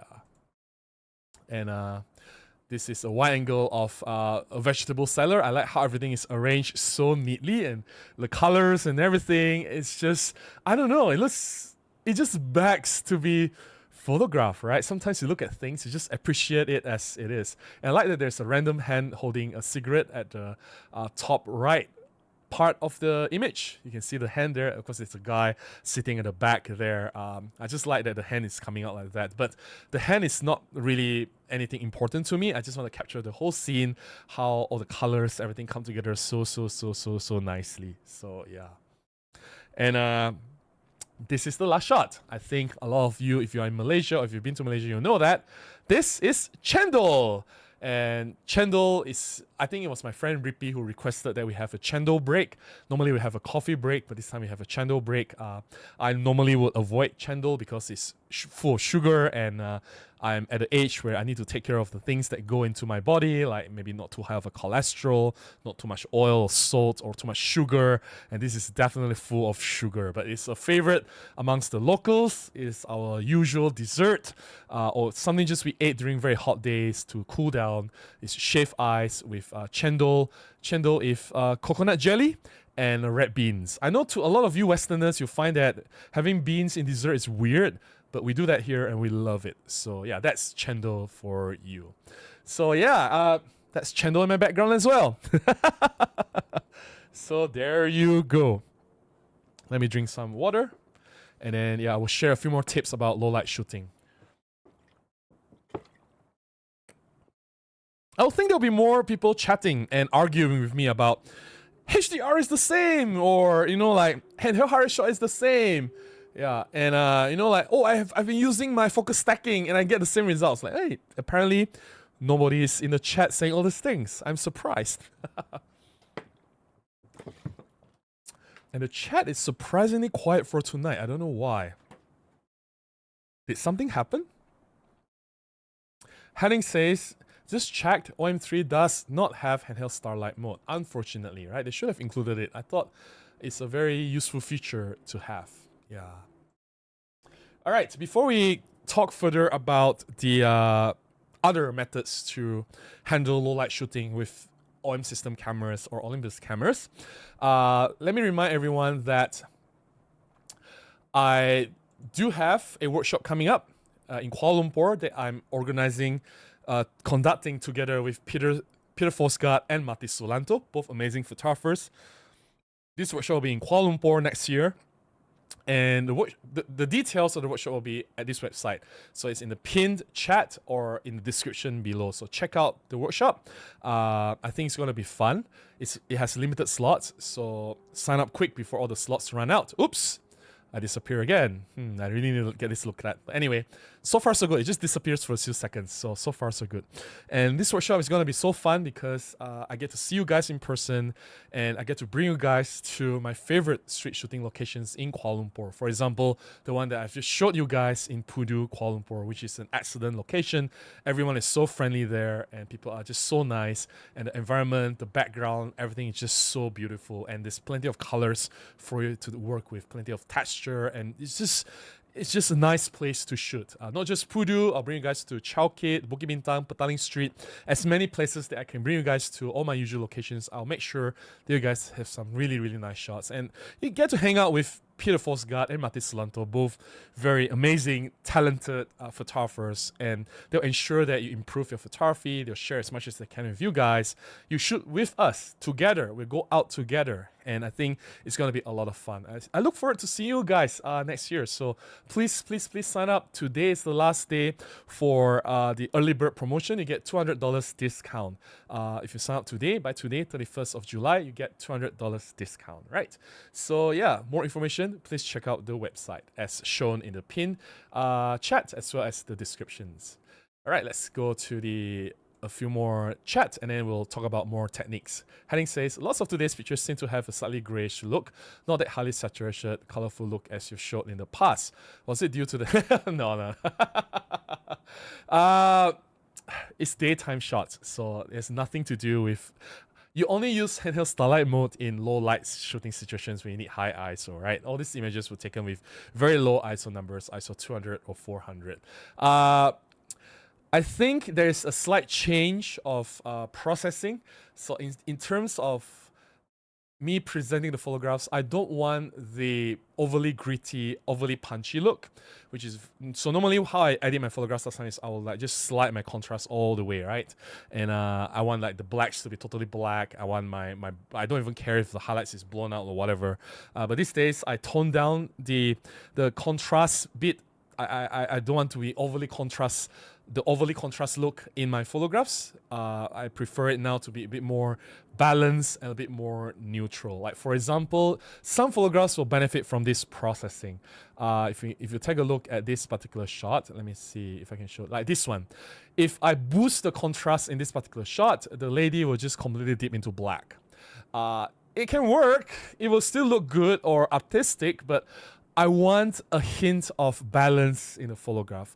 So what I'm trying to say is these days, I want my photographs to look a little bit more natural and a little bit more neutral. Like this one is still pretty much high contrast. Like this one, I did not really do any neutral editing or make it less contrasty. For this particular shot, it's like my typical shot. I just boost the contrast all the way, right? Like, are you gonna tell me that this is, what do you describe just now?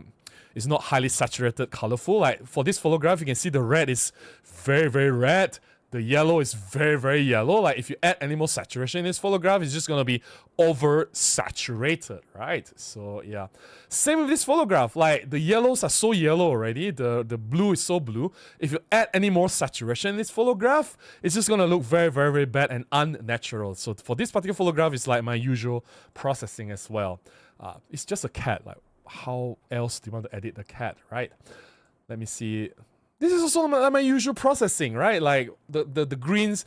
If you look at the tomatoes, it's almost oversaturated. Some people will individually select the red channel and remove the reds. I don't do that. I just let it whatever. If it's oversaturated, it's oversaturated. I don't care. Like this particular shot, because it is all these three people are in the shadow and behind them is under the hot sun. So I want them to appear a little bit more balanced. So I tone down the contrast for this particular shot, right? Yeah, so this was cloudy day. I mean, this was after lunch. We had lunch and we came out. I saw this shot, took this shot. So it's a different kind of lighting compared to earlier with the severely harsh lighting. So this is like, it is like that. No matter how much contrast you add, it's not going to improve the color and saturation in any ways. This is the same, right? Like, and like, come on, you're saying that not that highly saturated. Look at the reds, Henning. Look at the reds. I did not add any saturation. It was almost out of the camera. All I did was, tone down, add a little bit of contrast, increase a bit of shadow, and that's it, right? Try to make sure that exposure is a little bit balanced. But if I add any more contrast or saturation in the shot, what will happen to the red in the photograph? I know a lot of people will do like the separate color editing, like, oh, I just edit the red separately and the green separately. Things I don't do that because normally I found that this will make things worse. The photograph will appear unnatural. If it's red, right? I don't care. Look at the reds. It is already so saturated. If I add any more reds or if any saturation or contrast is added, this will just be totally unnatural. So yeah, I hope you see the point I'm trying to make here. Yeah. So yeah, also depending on the nature of the lighting, like this is completely flat because you can see that the sun is not that harsh, right? And of course, like this particular portrait is also flat because the sun is not really shining on him directly, right? It's not a direct sunlight kind of shot. Whereas like for this part, the sun is shining directly on him, so he looks a lot more saturated and there's a lot more contrast in this shot, right? So yeah, so I hope that explains how like this one, right? When the sun shines on the subject directly, it's automatically high in contrast and high in saturation. You don't have to do anything, right? And yeah, cats are cats. Yeah. How else you want to process the cat? Like this shot, I really cannot increase the saturation or contrast. Like the contrast will not help. So I just want to maintain the balance. I hope that explains the logic behind different ways of me presenting the photographs. Yeah. Car says, good day, Robin. Hey, how are you? Thanks for the stream. The E410 has a scene for night shots. Nah, it's too old. It's a different thing. Roger says, I have the EM5 Mark III. What low light tricks can I use with that camera? You can try the Handheld Starlight mode, which I have shared on Monday. Henning says, looks like you put up the black point on several images a bit. I do not mean the saturation of the reds and yellows. It's more about the blacks. Oh, okay. I did not do anything on the blacks though. It's more like the contrast. So anyway, yeah. Hey Wolfie, how are you? Nice to see you here. Hope you're doing well, Wolfie. All right, let's talk about the remaining tips on how to deal with low light situations. I think if you're using Olympus cameras, sorry Panasonic, a lot of Panasonic cameras cannot do this. Olympus cameras have powerful image stabilization. Even this lowly EPL7 has a powerful 3-axis image stabilization. If you have the flagship level cameras, EM1 Mark III or OM1, you have the 5-axis image stabilization that's so good that you can try to just stay at ISO 200 and use slow shutter speeds. Of course, in these situations, you have to make sure that motion is not a problem in your photograph. If you're taking shots of a building or if you're taking shots of the car moving, you don't mind the light trail. If you're not taking shots of people, you can try to slow down the shutter speeds to half a second, 1 second, 2 seconds. Typically, night shots, if you can get like 1/10 of a second, 1/5 of a second, you can lower the ISO to 200. Usually, if you're shooting urbanscapes, the city lights are pretty bright. You don't even need like 1-2 seconds to capture those shots. But stay at ISO 200, slow down the shutter speed, let the 5-axis image stabilization do the trick, and you'll see that your camera can take very clean images at ISO 200. What noise? What noise? There's no noise to even think about. So that is one trick. Let me pull out the video that I've done about this before. This is a very good trick. But again, this trick only works if you're not dealing with moving subjects.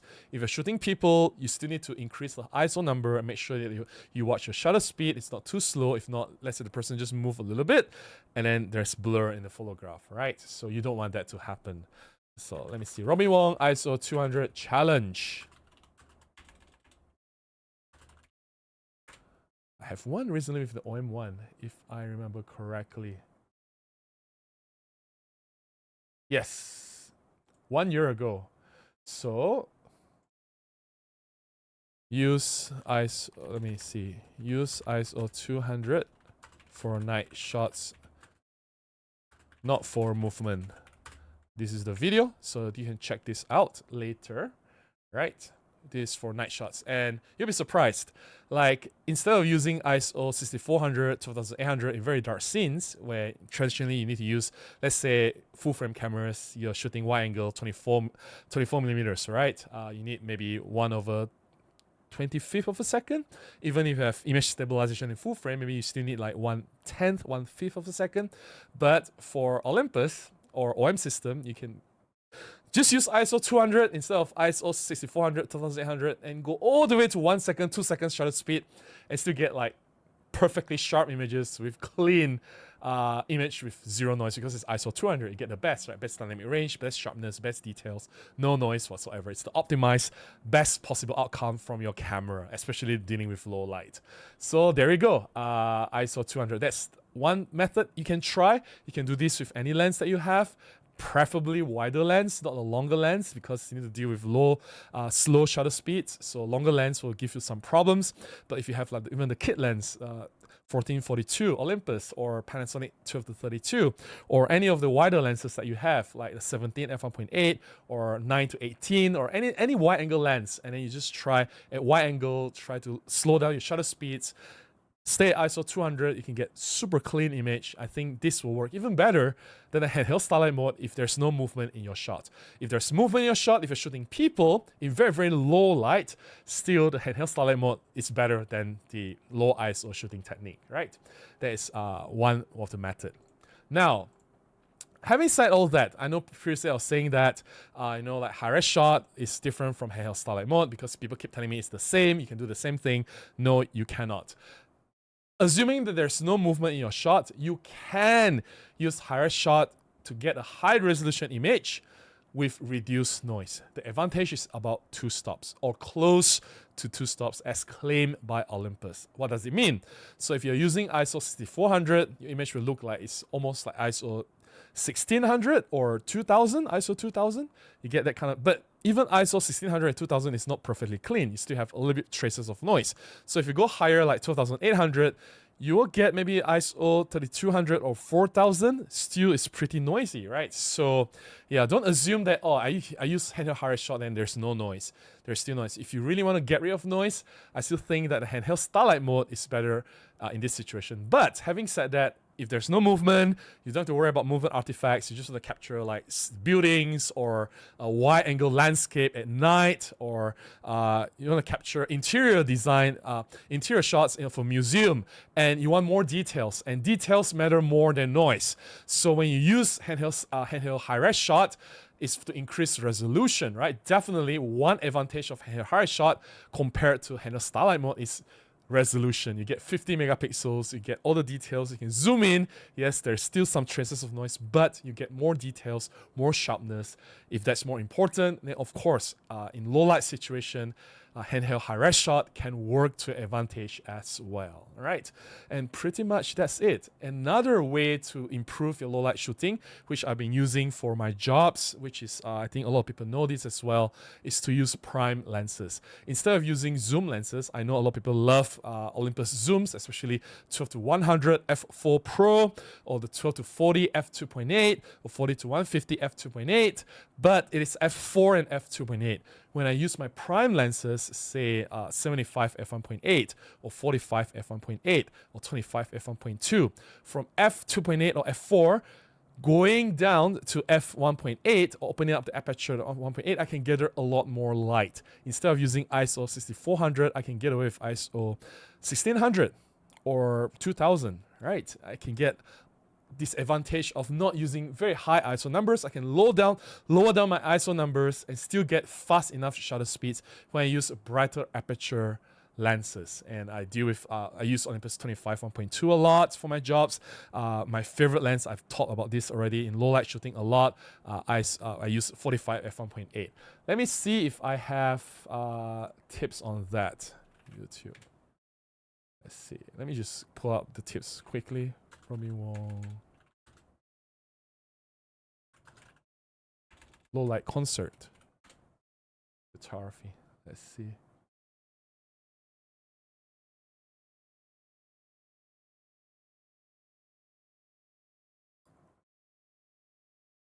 I even made a video on how to manage high ISO noise shooting Olympus OMD. I'll just share this here. I don't remember what I said in this video. This was made 5 years ago, but I think it is about using prime lenses. That's one of the tips. Yeah, low light, high ISO shooting. Okay, so those are the things that I can share, right? Summary: handheld Starlight mode. If you want to freeze movement in low light, and you need to use high ISO. If there's no movement, you have options. You can just stay at ISO 200 if you're using Olympus cameras with powerful image stabilization. Don't worry about the shutter speed. Even at half a second, 1 second, you can still get sharp images handheld, and you get clean images. You can use the handheld high-res shot in situations where there's no movement to mitigate noise, with the bonus of getting more resolution. And for more practical shooting, honestly, I use the trick that I've always been using. I've been advising people to use. The reason why I don't use zoom lenses is because I want the brighter aperture of my prime lenses. It gives me cleaner results. It gives me faster shutter speeds. I don't need to ramp up my ISO to crazy numbers. I keep my ISO numbers manageable. Usually it's within 3200 or lower when I use my prime lenses. Whereas when I use zoom, I need to go 6400, 12800. That's where things become problematic. So if you use macro four thirds, I think using prime lenses is very, very, very important. And having said all that, may I remind you that noise is not the end of the world. I think a lot of people are very allergic to noise, and when they see noise, it sort of like makes them feel very irritated, or like it makes them cringe, as if like noise is like a horrible thing, is to be avoided at all costs. It's like a plague. But here's the thing: to me, I don't really care about noise, and I don't really use the handheld Starlight mode.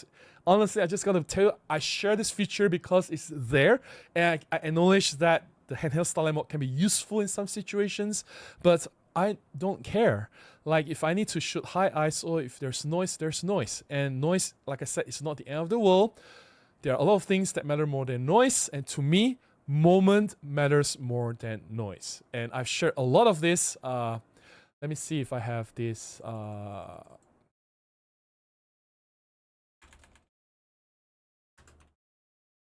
The high ISO shooting. Whoops. The camera disappeared again. Will it come back? Yeah. Yes, it came back. ISO 12,800 portraits. Oh my goodness, the camera is bad. So this is ISO, let me see, 12,800 portraits. It's a POV video that I shoot at night. So you guys can check this out as well. I've done so many tips and tricks on dealing with low light, high ISO shooting in the past. But the main message is the same. Don't worry so much about high ISO. If you need to get a shot, get a shot. And you better get a shot rather than a blurry mess if your ISO is too low, right? If you want to ramp up the ISO, the noise is there, but get the shot first, all right? So there you go. All right, let's get to the chat. I think I shared a lot of tips already tonight, right? I don't know if you guys find it useful or not. So yeah, Har says, in preparation for landing my sister, my second-hand OM5 1730 macro, I ordered a 20 Pro lens that I'm looking forward to pairing with my OM1. Eventually, I will get the 60 macro. Then what would you recommend for landscape 12 or wow, you have too many lenses already.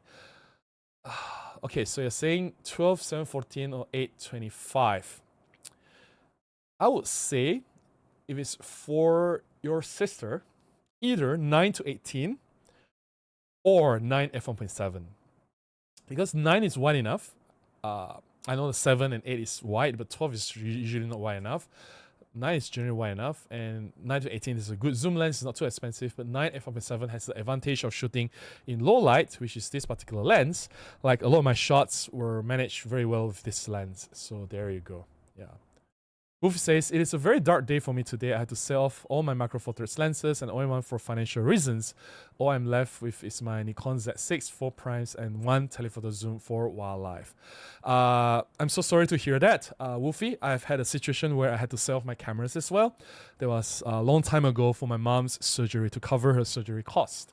That was in 2013, and I know how daunting that can feel. But rest assured that this is only temporary. Whatever cameras or whatever material possessions, they can be gained back, right? And these things, yes, we are emotionally connected to our cameras and lenses, but these things have no feelings. Our cameras and lenses, they don't care about us. They have no emotions. So you have to remember that. The emotion is only on our part. So by letting them go, for whatever reasons, that especially for now, you have priorities, other more important things to take care of. So by letting them go, there are no consequences. And when you are able to make more money in the future, you can always reacquire them back in the future. So I know this is not going to make you feel any better, but I've been through some similar situations as well. I hope you manage to pull through whatever difficulty that you are going through now. And I know there's always light at the end of the tunnel, but once you get there, things are going to get better, and that's where you can get back and you can buy whatever cameras and lenses that you want in the future. So do what's best at the moment. There are no right and wrong decisions, only consequences. Make the decision, follow through, and deal with whatever that's coming next, right? So yeah. Har says, so far I'm sticking to your prime only mantra, but curious about having 2 to 3 variable zoom lenses at some point. I always keep a kit lens. Like this, 12 to 50 or 12 to 32. I always have a kit lens. And for my jobs, I always carry the 12 to 40 f2.8 Pro. Although it's not with me now, it's with one of my friends. I don't have my 12 to 40 with me at the moment. But for my jobs, I always have the 12 to 40 in the camera bag just in case. Yeah, it's a fail-proof backup, right? Wolfie says, it is curious that OM Solutions has introduced only one new computational feature since the introduction of the OM series. And they haven't worked on the noise reduction since that took away low light mode. Yeah, I have no idea what they're doing, honestly, and I just hope they know what they're doing at the moment. It seems like they're a little bit lost there and here. They're not making the right decisions all the time, but I really hope they can make it, and I hope that they can be profitable and continue to make more products and give us more cool features in the future. Sony had this feature in the DSLR. No, Wolfie, no. I've explained this already. I'm not going to repeat what I said. You can rewatch the playback later. how the handheld Starlight mode is different from Canon, from Sony, from Panasonic, whatever. It's just different, right? So yeah. Man Asa says, Robin, thanks for sharing about the Leica 51.7. Do you still use this lens until now? You are seeing me through the 51.7. That's my streaming lens. And I only use two lenses to make my videos whenever I use the main camera, my EM1 Mark II. It's the 45 f1.8 for my talking head shots. For the B-rolls, it's always the 51.7. How Gil says, a cause of some noise is that photons are not evenly distributed in the environment. I find that very fascinating. No, the cause of noise is because the sensor heats up. Once you pushes it, you put too much gain in the sensor, right? It's pretty much like how an amplifier works. You increase the volume, the noise increases as well. The distortion to the noise increases. Yeah, so it's basically false pixels or false data. Jonathan says, I arrive in coaching a few days before an organized tour next May. Do you ever go back to coaching? And if so, can I meet up with you for a shoot and a tour of coaching? Well, I'm organizing a workshop next year together with Peter and Matty. And yeah, you can check out the workshop. It's in the pinned comment here, which is next year. So there you go. Yeah, you can come and join our workshop. And not only you can see me, but you can see Peter and Matty as well. Hart says, to clarify, it will be for long-term use. I may not get the body and lenses back from my sister. So say 12-20 to cover Myers or using the OM1. I wouldn't recommend the 20, but 12... Between the 12 and the 9, I'll recommend the 9 f1.7. Yeah, no worries. My use understand. Roger says, I asked Rob Track about shooting JPEG. He said that the camera will still remove the chroma noise with the noise filter off. Yes, the noise filter off is not really noise filter off. It's just the lowest level of noise reduction technically.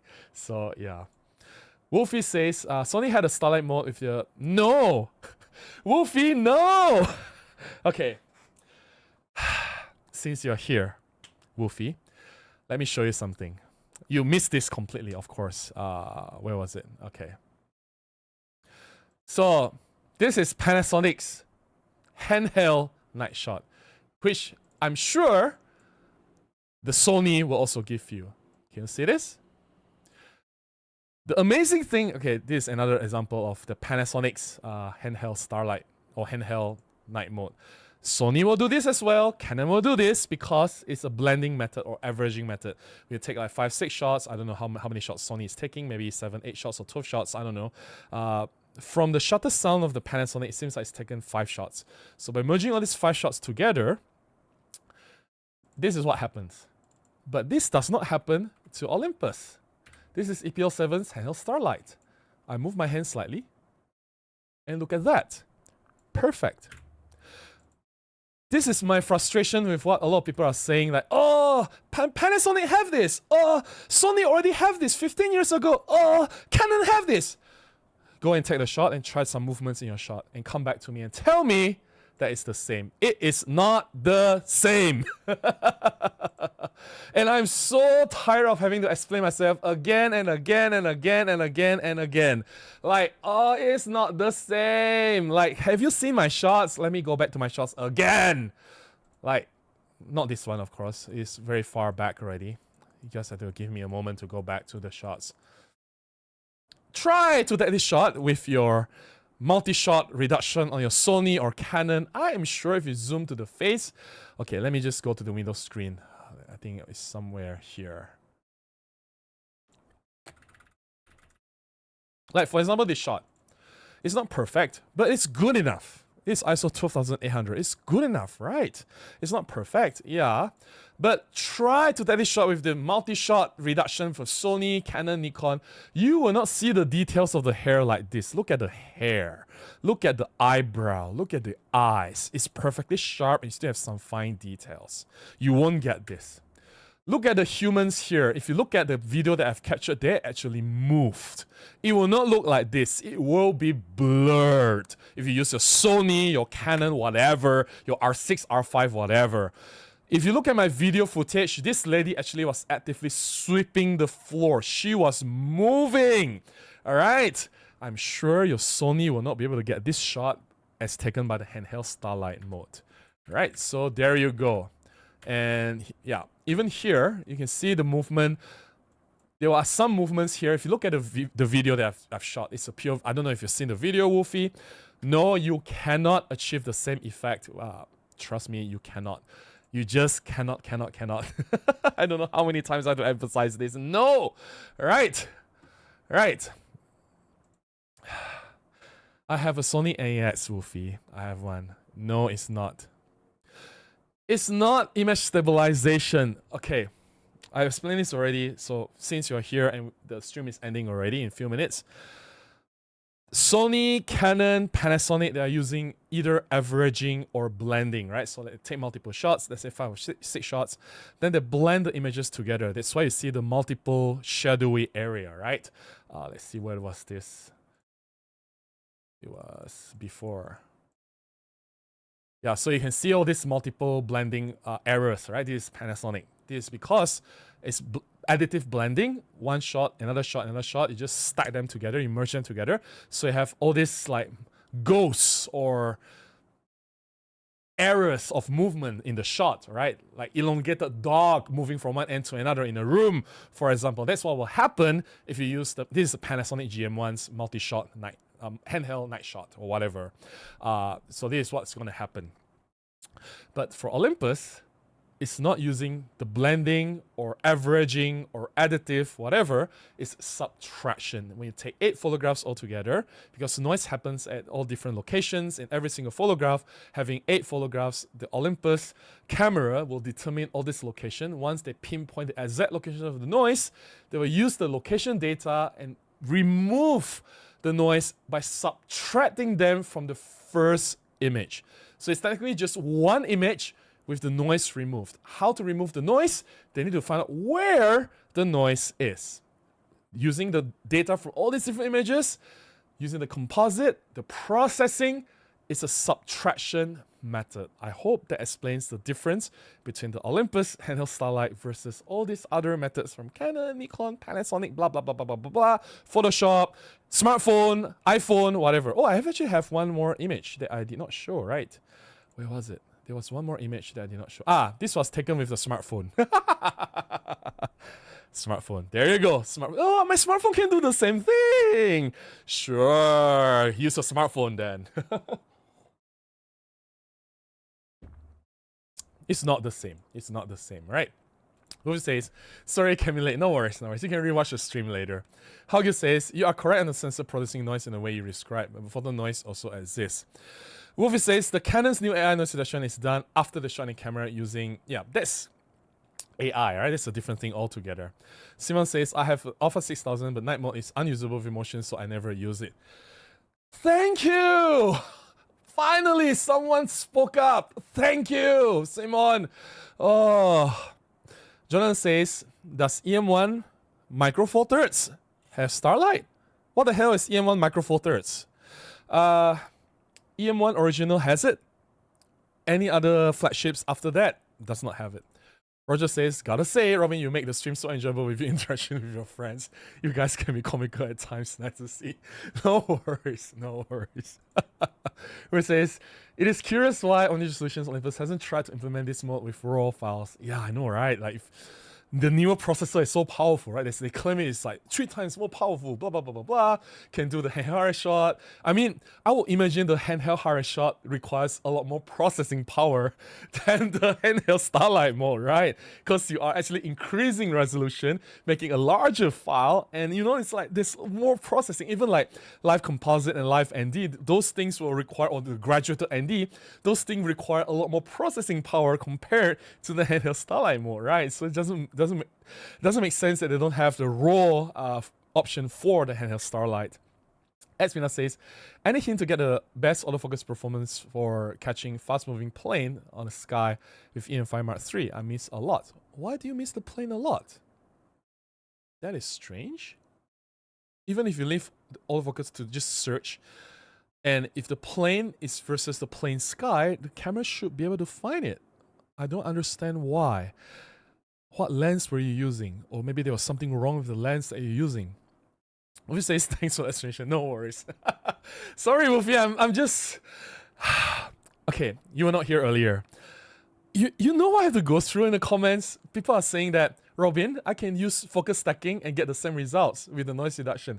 Robin, I can use starry sky autofocus and get the same results. I was like, no, that's an autofocus feature. How the hell?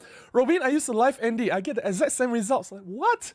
And then Robin, I use my HDR mode. Wow, in the low light situation, it also works. Like, but the HDR mode in the camera is limited to ISO 200. How the heck can you do low light shooting? How the...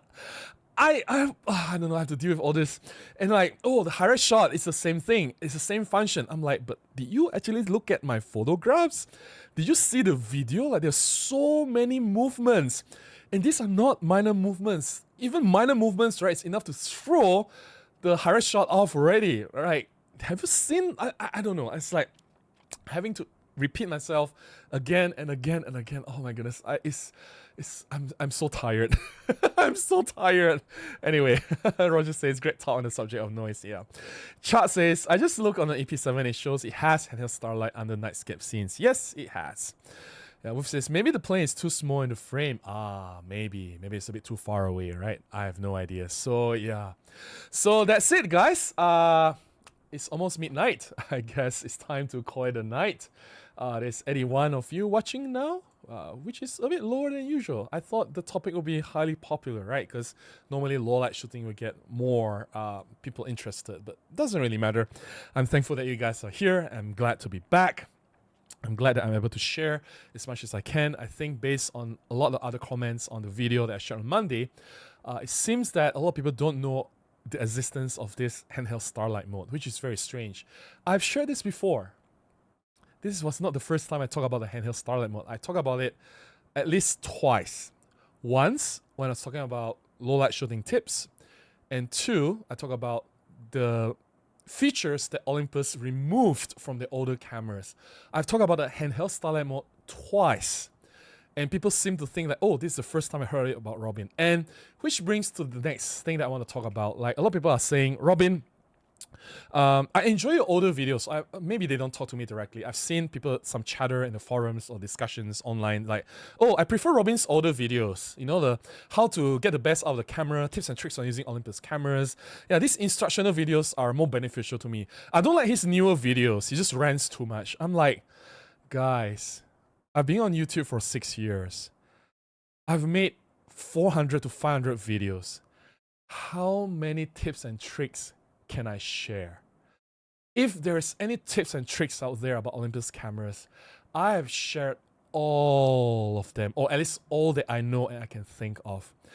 I've done hundreds and hundreds of videos, and whatever tips and tricks you can think of, low light tips and tricks, get sharp images, increase dynamic range, get the best autofocus, how to get the best out of your JPEG setting, how to improve the colors of your photograph, white balance, how to get more battery life, LCD screen tips and tricks, like anything you can think of, and all the individual features. Live ND, I made a video to talk about it. High-res shot, both the tripod high-res and handheld high-res, I've talked about it. What else is there? I've talked about live composite as well. I've talked about focus stacking. Like, I've talked about 5-axis image stabilization, how it works. Every single thing, even the tiny flash. I've talked about tips and tricks how to use the FLM3 flash.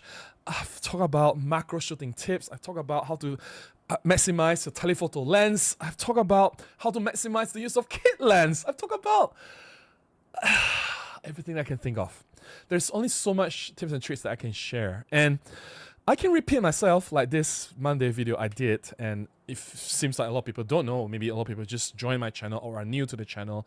Would you want me to repeat everything that I've said before? Like, or maybe it's easier for you to just type into the search and search any of the topics or tips and tricks. Let's say you want to learn about SD cards, or you want to learn about Olympus high-res shots, or you want to learn about you want to know more about the 5-axis image stabilization. I've talked about all of them before, right? And I share everything. I don't hold back. I never hold back. When I share everything, right? So I hope you guys see that I do need to explore new things. I need to grow as a content creator. I need to grow as a photographer. I need to constantly experiment. And especially if I want to play this YouTube game, I also need to understand my audience. I need to emphasize more on photography. That's why a lot of my newer videos, even when I talk about the Handheld Starlight, I was actually out there shooting. Do you realize that? I shared like 20 to 30 photographs and show you how I capture those shots. So I need to pivot my photography a lot more towards I need to pivot my videos a lot more towards photography in general. A lot of me shooting actual photographs, right? Rather than just me talking about the gear, cameras. And yes, my message is clear. Regardless of what cameras, regardless of technical obsession, it's not the priority, right? It's about photography. So I hope you guys see that. And I've done my best over the years. There's only so much I can do when it comes to tips and tricks. I hope you see that. All right. So yeah, since there are a few more chats, let me just read them up and we'll call it a night. Jared says, thank you for the stream. Finnish Rally big car racing event is starting soon today here in my hometown. I hope you will have a good time taking photographs there. Wolfie says, good night, Robin, and thank you for your company and your time. No worries. I do my best. I'm always here. I'm not going anywhere. Simon says, 6 o'clock here. Good night. It is night already, right? Car says, thanks again, Robin, from the US. No worries. Thanks for being here. And Gigi Wallaf says, great stream as always. Thank you. Thanks for being here. Wolfie says, the reason I didn't know about it because I only ever had the EM5 Mark II and EM1 Mark I some times ago. The handheld Starlight mode was first introduced in the EM1. Yes, it is available in the EM5 Mark II. Simon says, Robin, just make reboots like Hollywood. I know, right? Keep making the same thing over and over again, right? Yeah. Andrew says, thanks for the sharing, Robin. We'll catch up soon again. No worries. Roger says, again, great stream. You're so funny. Keep it up. No worries. I'll do my best. Roger says, time to create a Robin AI to repeat previous videos. I enjoy your videos on subject matter and photography stories. I'll do my best to share. Olympus solutions can't make enough gear to keep up financially viable and fear. Yeah.